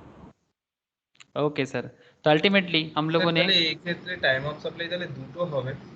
हाँ ऑब्वियसली दोनों दो ही तो আর हुआ। একটা 6 জুলাই। एक 6 था, एडिशन के लिए 6 जुलाई हो गया, एडिशन इन वैल्यू के लिए 6 जुलाई हो गया, और नॉर्मल केस में तो 6 जून है ही, क्योंकि इंटरेस्ट कब होगा कि नहीं होगा इसका पहले से पता करना मुश्किल है। तो गवर्नमेंट 6 जून में जब गवर्नमेंट को पहली बार मिल जाएगा, गवर्नमेंट इसको नहीं छोड़ेगा, वो इसी डेट को टाइम ऑफ सप्लाई मानेगा और जीएसटी पेबल के लिए ड्यू कर देगा। ठीक है, टाइम ऑफ सप्लाई में तो मैं बताऊंगा आप लोगों को आगे टाइम वैल्यू कैसे होता है। तो ये तो टाइम पता कर रहे हैं, इसके बाद वैल्यू पढ़ेंगे, फिर हम लोग पेमेंट करना भी सीखेंगे, किस डेट के अंदर पेमेंट कर देना चाहिए, उसमें डेट का पूरा डिटेल्स इश्यूज है। ठीक है, लेकिन पहले तो टाइम पता कर लो सर, फिर वैल्यू, फिर डेट का पेमेंट आ जाएगा। ठीक है, तो यहाँ पर दो ही डेट होगा सर, ऑब्वियसली जो बाद में होगा वो डेट को बाद में लिया जाएगा। गवर्नमेंट देखता है कि भाई मेरा पेमेंट जो पहले आएगा वो पहले मुझे दे दो, जो बाद में आएगा वो बाद में दे दो, सिंपल कॉन्सेप्ट है। तो खुद को गवर्नमेंट सोचो ना, बार बार बोल रहा हूँ, just put your shoes in the shoes of government, put your leg in the shoes of government. अपना जूता, अपना पैर जो है गवर्नमेंट पे जूती पे लगा दो, फिर समझ में आएगा कि गवर्नमेंट ऐसा क्यों सोचता है। पहले आएगा तो छोड़ते नहीं है, फिर बाद में आएगा तो फिर बाद में ले लेंगे। ठीक कि नहीं बोलता था, यही है ना सरकार का सोच। हाँ सर। हाँ, सरकार मुझे पैसा पाने के लिए पागल होता रहता है। जैसे लॉकडाउन हो जाएगा ना तो सबसे पहले क्या दुकान ओपन करेगा बोलो तो? लास्ट टाइम क्या किया था? Wine shop. Wine shop. पता है सरकार को कि जो लोग नशाड़ी है वो तो पीना बंद नहीं करेगा। ठीक है, वो सबसे पहले, क्योंकि उनका प्रॉब्लम क्या होता है मैं बताता हूँ आपको, आप लोग भी जानते हो, मेरे से ज़्यादा जानते होगे। वो नर्व में प्रॉब्लम हो जाता है उन लोगों को, जो लोग डेली का नशा करता है, वो बिना नशा करे बिना रह नहीं सकता, वो ख़त्म कर सकता है दुनिया का आसपास का हर चीज़। तो इसीलिए अगर लॉकडाउन थोड़ा सा भी ओपन होता है वो सबसे पहले जाके वाइन के दुकान पे लाइन लगाएगा, चाहे उसको अगर आप 10 दिन खाना भी ना दो उसको दिक्कत नहीं है, इस तरह का नशा होता है। तो वाइन शॉप ओपन करेगा, क्यों करेगा? बिकॉज पता है कि वाइन बिकेगा तो गवर्नमेंट को जीएसटी मिलेगा। जीएसटी तो नहीं है इसमें, वैट है। वाइन से वैट है, जीएसटी नहीं है इसमें, आप लोग वो जानते हो। क्योंकि सरकार जानबूझ के वाइन पे, पेट्रोल के लिए मैं भी आपको बोला था सर, पेट्रोल में क्यों गवर्नमेंट सेंट्रल गवर्नमेंट प्रपोजल दिया था, कई बार प्रपोजल दिया था, स्टेट गवर्नमेंट मानने को नाराज है। सेंट्रल गवर्नमेंट बहुत बार बोला था कि पेट्रोल का जो कॉन्सेप्ट है इसको जीएसटी के अंदर लाओ ताकि पब्लिक को हेल्प हो, बिकॉज इंटरनेशनल मार्केट में पेट्रोल का जो प्राइस का प्रॉब्लम है, मैं जेन्युइन बात कर रहा हूँ आप लोगों को, एक जेन्युइन बात, कोई पॉलिटिकल पार्टीज के बिहाफ में बात नहीं करना चाहता सर। आपको ऐसा नहीं समझना है कि यहाँ पर मैं बीजेपी के फेवर में कोई बोलूंगा या फिर समथिंग लाइक दैट। मैं आपको एक सिंपल इकोनॉमिकल कॉन्सेप्ट बताता हूँ। ये बीजेपी गवर्नमेंट में कुछ कर नहीं सकता ये पेट्रोल प्राइस को लेके। अब आप बोलोगे सर क्यों? बिकॉज सरकार का इतना खर्चा बढ़ रहा है ना ये कोविड सिचुएशन में और ये बॉर्डर इश्यूज को लेके। अगर गवर्नमेंट अपना ये वाला कॉन्सेप्ट सेंट्रल टैक्सेस जो एक्साइज ड्यूटी है, आपको देखो सर, मैं पहले भी शायद कभी बताया था, फिर से बता रहा हूँ, ये आपका 1 लीटर पेट्रोल का दाम जब दिसंबर में 2020 में 1 लीटर पेट्रोल का दाम 82 रुपीज़ हुआ था, तब का बात कर रहा हूँ। उसके बाद तो 100, अभी कितना चल रहा है पेट्रोल का प्राइस बता सकते कोई? एनीवन सर, कोई बता सकते हो कि क्या चल रहा है अभी 1 लीटर पेट्रोल? नहीं पता सर, चलो देख लेते हैं। दाम थोड़ा सा कम हुआ है मुझे जितना पता है। तो था दाम कमे से कि कमे नहीं सर 75 पे चल रहा है। हाँ 25 पर लीटर। 85 वेस्ट बंगाल का रेट बता रहा है। 75 नहीं है सर अभी। श्योर हो आप? ओ सर श्योर 75 कम हो गया इतना?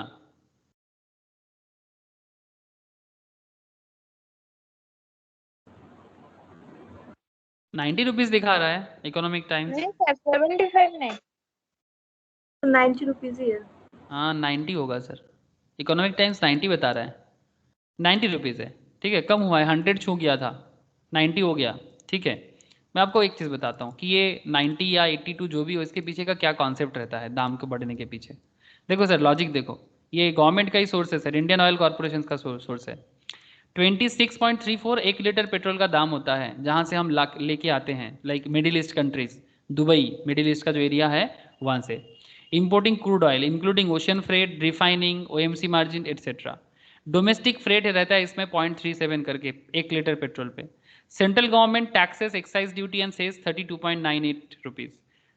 Commission to petrol pump 3.65 rupees and state government का टैक्सेस है इसमें 30%। इसमें देख रहे हो सर भैट लगा हुआ है। तो गवर्नमेंट इसको बोल रहा था कि इसको जीएसटी में कर दो, लेकिन अगर ये जीएसटी में आ जाएगा ना तो फिर ओवरऑल रेट मैक्सिमम 40% में रह जाएगा।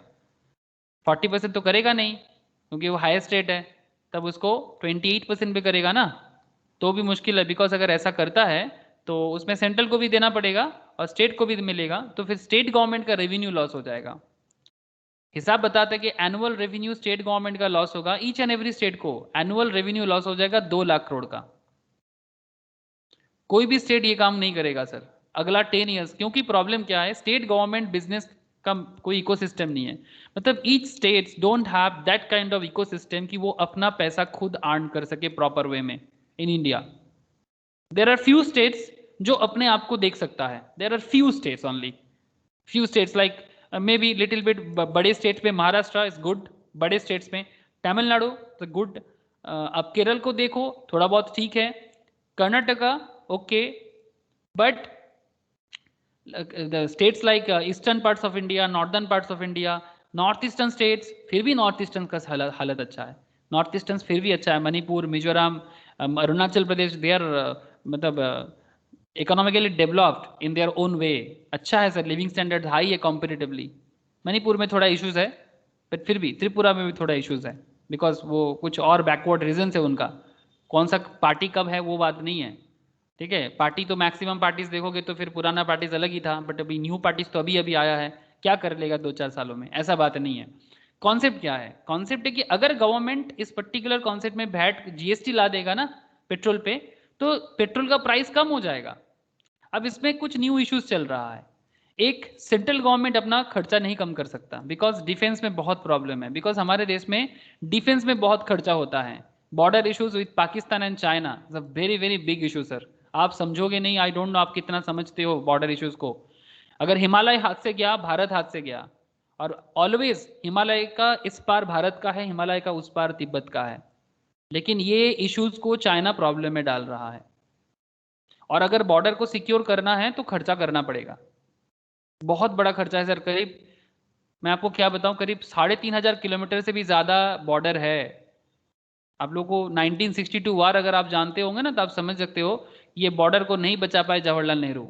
Seriously, I am not joking, Jawaharlal Nehru नहीं बचा पाया सर। अगर आप लोग खबर रखे हुए हो ना, तो समझ में आएगा कि डिफेंस का इशू भारत के लिए इतना बड़ा क्यों बोलते हो सर आप। मैं नहीं, अकेला नहीं बोल रहा हूँ। कश्मीर को अगर देश के अंदर करना है, नहीं तो पाकिस्तान बहुत प्रॉब्लम कर रहा है सर, जात पात के आधार पर मुश्किल बना रहा है। आप चाहोगे कि जो हमेशा से भारत का था वो भारत से बाहर चले जाए just because of religious issues?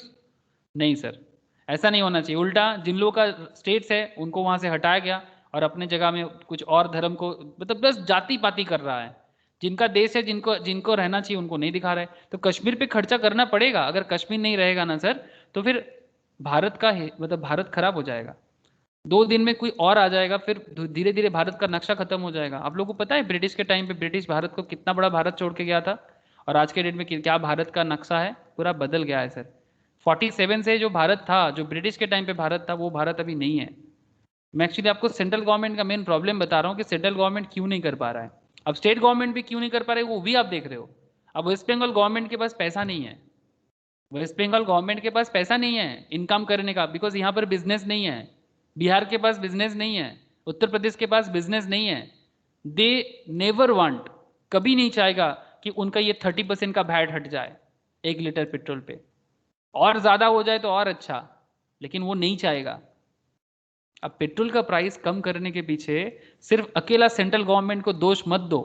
अगर दोष देना है तो सारा का सारा स्टेट गवर्नमेंट को भी दोष देना होगा आप लोगों को। मतलब हम लोग बहुत सारे इश्यूज में आवाज उठाते हैं, but we have to think logically कि इकोनॉमिकल कॉन्सेप्ट क्या है फिर इसमें। आई डोंट नो आप लोग क्या सोच पा रहे हो। और प्रॉब्लम है रिसेंट ट्रेंड में क्या हुआ है ना, मिडिल ईस्ट कंट्रीज जो है ना सर, मिडिल ईस्ट कंट्रीज, ये जो कंट्रीज है ना, ये कोरोना के कारण इनका बिजनेस बहुत खराब हुआ है। मार्केट डिमांड कम होने के कारण इन लोगों का ना वैल्यू गिर गया है, मतलब जो पेट्रोल का प्राइस गिर गया है इन लोगों का। तो ये लोग ना सप्लाई को कम कर दिया है, डिमांड को रोक दिया है। ये जो सॉरी डिमांड को, मतलब डिमांड तो है बट सप्लाई को कम कर रहा है, सप्लाई को लो करके अपना वैल्यू को बढ़ा रहा है।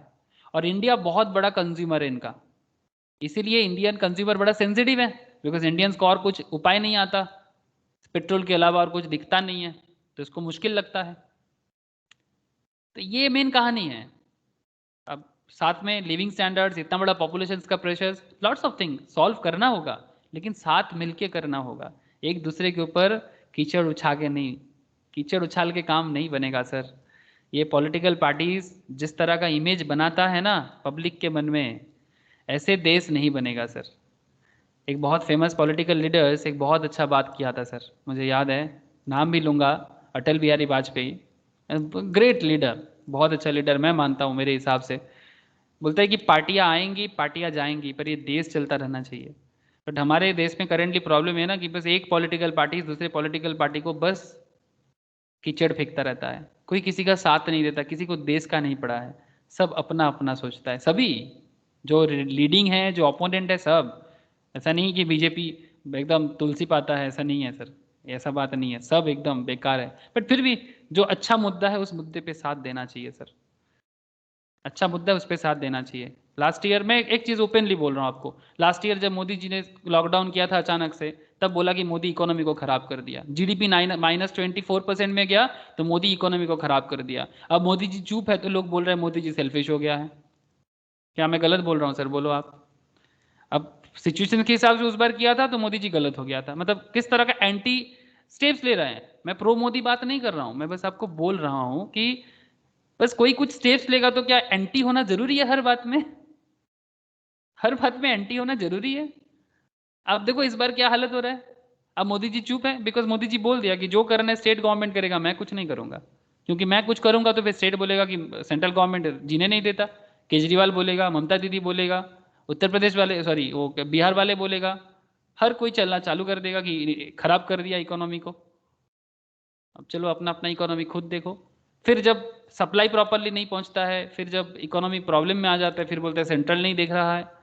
अरे भाई, सेंट्रल गवर्नमेंट के साथ स्टेट गवर्नमेंट का मिल होना चाहिए ना, तब ना जाके देश का प्रॉब्लम सॉल्व होगा। चाहे कोई भी स्टेट्स हो, बिहार हो, बंगाल हो, उड़ीसा हो, any kind of state. Bihar central के साथ अगर लिंक टूट जाए, सिंक टूट जाए, मुश्किल हो जाएगा, बहुत मुश्किल हो जाएगा।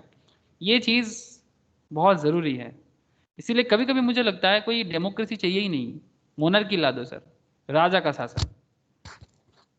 क्या होता है राजा के शासन में? राजा जैसा बोलेगा पूरा देश सेंट्रली चलेगा। राजा का, जो एक्चुअली चाणक्य ने ऐसे ही बोला था, राजा का शासन। कोई बात नहीं, कभी कभी फील होता है, हर टाइम नहीं। फिर खराब होगा तो बहुत खराब हो जाएगा उस वैसा केसेस में। मतलब उसको ऑटोक्रेसी बोलते हैं सर। ऑटोक्रेसी खतरनाक भी हो सकता है, कभी कभी ऐसा फील आ जाता है। मैं बस ऐसे ओपनली आपको बता रहा हूँ। अब ये क्या है ना, जीएसटी पॉलिटिक्स कनेक्टेड है। ये पूरा समरी क्या हुआ है सर, लास्ट पॉइंट। चलो सर, कंक्लूजन है आज का। सर आप लोग क्या बोर हो गए मेरा बात सुन के, पेट्रोल का जीएसटी का कॉन्सेप्ट सुन के? क्या मैंने कुछ गलत बोल दिया? तथा बोल, तथा चल बोल, तू बोल सकता है, कोई बात प्रॉब्लम नहीं। क्या मैंने कुछ गलत बोला? ये जीएसटी का जो कॉन्सेप्ट है, स्पेशली पेट्रोल को लेके जो कॉन्सेप्ट है, क्या रे? ना सर। ना मैंने बेसिकली देख, बात पॉलिटिक्स का नहीं है, मैं बस बोल रहा हूँ कि इकोनॉमिकली सोचो कि पॉसिबल कैसे होगा। आज गवर्नमेंट में कोई दूसरा रहता, वो भी नहीं कर पाएगा। अब भारत को कोई दूसरा उपाय ढूंढना है। हम लोग पेट्रोल पे इतना डिपेंडेंट नहीं हो सकते। कोई भी चीज़ पे, जो चीज़ हमारा नहीं है वो चीज़ पे इतना डिपेंडेंट क्यों होंगे? कुछ और ढूंढो ना। पेट्रोल तो यहाँ से आता है, तो इस पे क्यों इतना डिपेंडेंट? ये अगर देना बंद कर देगा, ये ज़्यादा दाम पे लेगा, तो मुश्किल हो जाएगा। हमारा अपना कुछ होना चाहिए, टेक्नोलॉजिकली कुछ करना चाहिए। अमेरिका इतना डिपेंडेंट नहीं होना चाहता, वो अपना अपना अपना रिन्यूएबल। जापान इतना डिपेंडेंट नहीं हो रहा है, दे यूज बैटरी, दे यूज रिन्यूएबल एनर्जी। जो जरूरी है वो करो, जो जरूरी है वो करो। बट एक चीज पे इतना डिपेंडेंट क्यों कि पेट्रोल बंद हो जाएगा तो काम खत्म हो जाएगा? क्यों? दूसरा चीज पे भी फोकस कर सकते हैं ना। आधा से ज्यादा पैसा तो सब्सिडी देते देते खत्म हो जाता है। पेट्रोल में फिर भी सब्सिडी है, ऐसा नहीं कि पेट्रोल का दाम कम है, ज्यादा हुआ तो फिर सरकार सब्सिडी नहीं दे रहा है, उसमें भी सब्सिडी भरा हुआ है। जापान की तरह भी सोच सकते हैं ना, जरूरत पड़ने से जापान से हेल्प मांग सकते हैं। जो खर्चा सब्सिडी में खर्चा करते हैं वो पैसा जापान को देंगे और उसको बोलेंगे कि भाई मेरे लिए बना दो कुछ रेल नेटवर्क बना दो, ताकि गुड्स का ट्रांसपोर्टेशन में दिक्कत ना रहे। एटलीस्ट इकोनॉमी में जो पैसा है ना उसका सटीक यूज होना चाहिए, चाहे स्टेट कंट्री को कोई भी चलाने का कोशिश करे। सीरियसली जापान का नॉलेज बहुत हाई क्लास है। अगर कुछ सीखना है तो जापान से सीखना चाहिए, सीरियसली। इतना छोटा कंट्री है, पॉपुलेशन का प्रेशर भी इसका बहुत हाई है, बट फिर भी इनको पता है कि कैसे एक कंट्री को चलाना चाहिए। सो वेरी इंटरेस्टिंग मॉडल, कभी हो सके तो देखना इसका economical model. I don't know आप लोग क्या समझते हो। ओके, ये था, ये सारा का सारा जो मैं अभी तक अब इतना देर से आप लोगों को मैं पढ़ाया, ठीक है। Time of supply of goods, okay, इसका पूरा समरी है यहाँ पर। Time of supply of goods under forward charge, time of supply of under reverse charge, and time of supply of goods under for voucher of exchangeable goods, and also last में हम लोग जो residual भी पढ़ा वो भी है sir, ये वाला residual case if all the above do not work for situations time of supply. Next दिन हम लोग ये पढ़ेंगे sir, time of supply of service. Time of supply of service ये पढ़ने के बाद ये टाइम खत्म हो जाएगा, मतलब सप्लाई ऑफ सर्विस का जीएसटी का टाइम, ठीक है। उसके बाद वैल्यू पढ़ेंगे, फिर सर्विस पढ़ने के बाद वैल्यू पढ़ेंगे। काफ़ी कनेक्टेड है, आपको मैं नोट शेयर करता हूँ, आप देख लो एक बार खुद से, ठीक है, समझ में आ जाएगा। ओके सर, बोलो, कोई क्वेश्चंस, कोई क्वेरीज हो तो बोलो, हो तो बोलो। एनी क्वेरीज सर, बोलो, समझ में आ रहा है कि नहीं आ रहा है? ठीक है, ओके सर, ठीक है, फिर बाय। चलो आज मैं नोट शेयर कर देता हूँ, आप लोग एक बार गो थ्रू कर लेना। लास्ट दिन का जो नोट था वो भी एक बार देख लेना, वो ओवरव्यू था, अब तो डिटेल्स में आ गए हैं, क्वेश्चन सॉल्व कर रहे हैं, ठीक है। ठीक है, प्रिया, मौसुमी, प्रियोतमा, रोशनी, तथा, ओके, बाय सर सबको, टाटा। राक्षी दादा, ओके सर, टाटा। टाटा। Okay bye. Rakshi sir. Okay राख।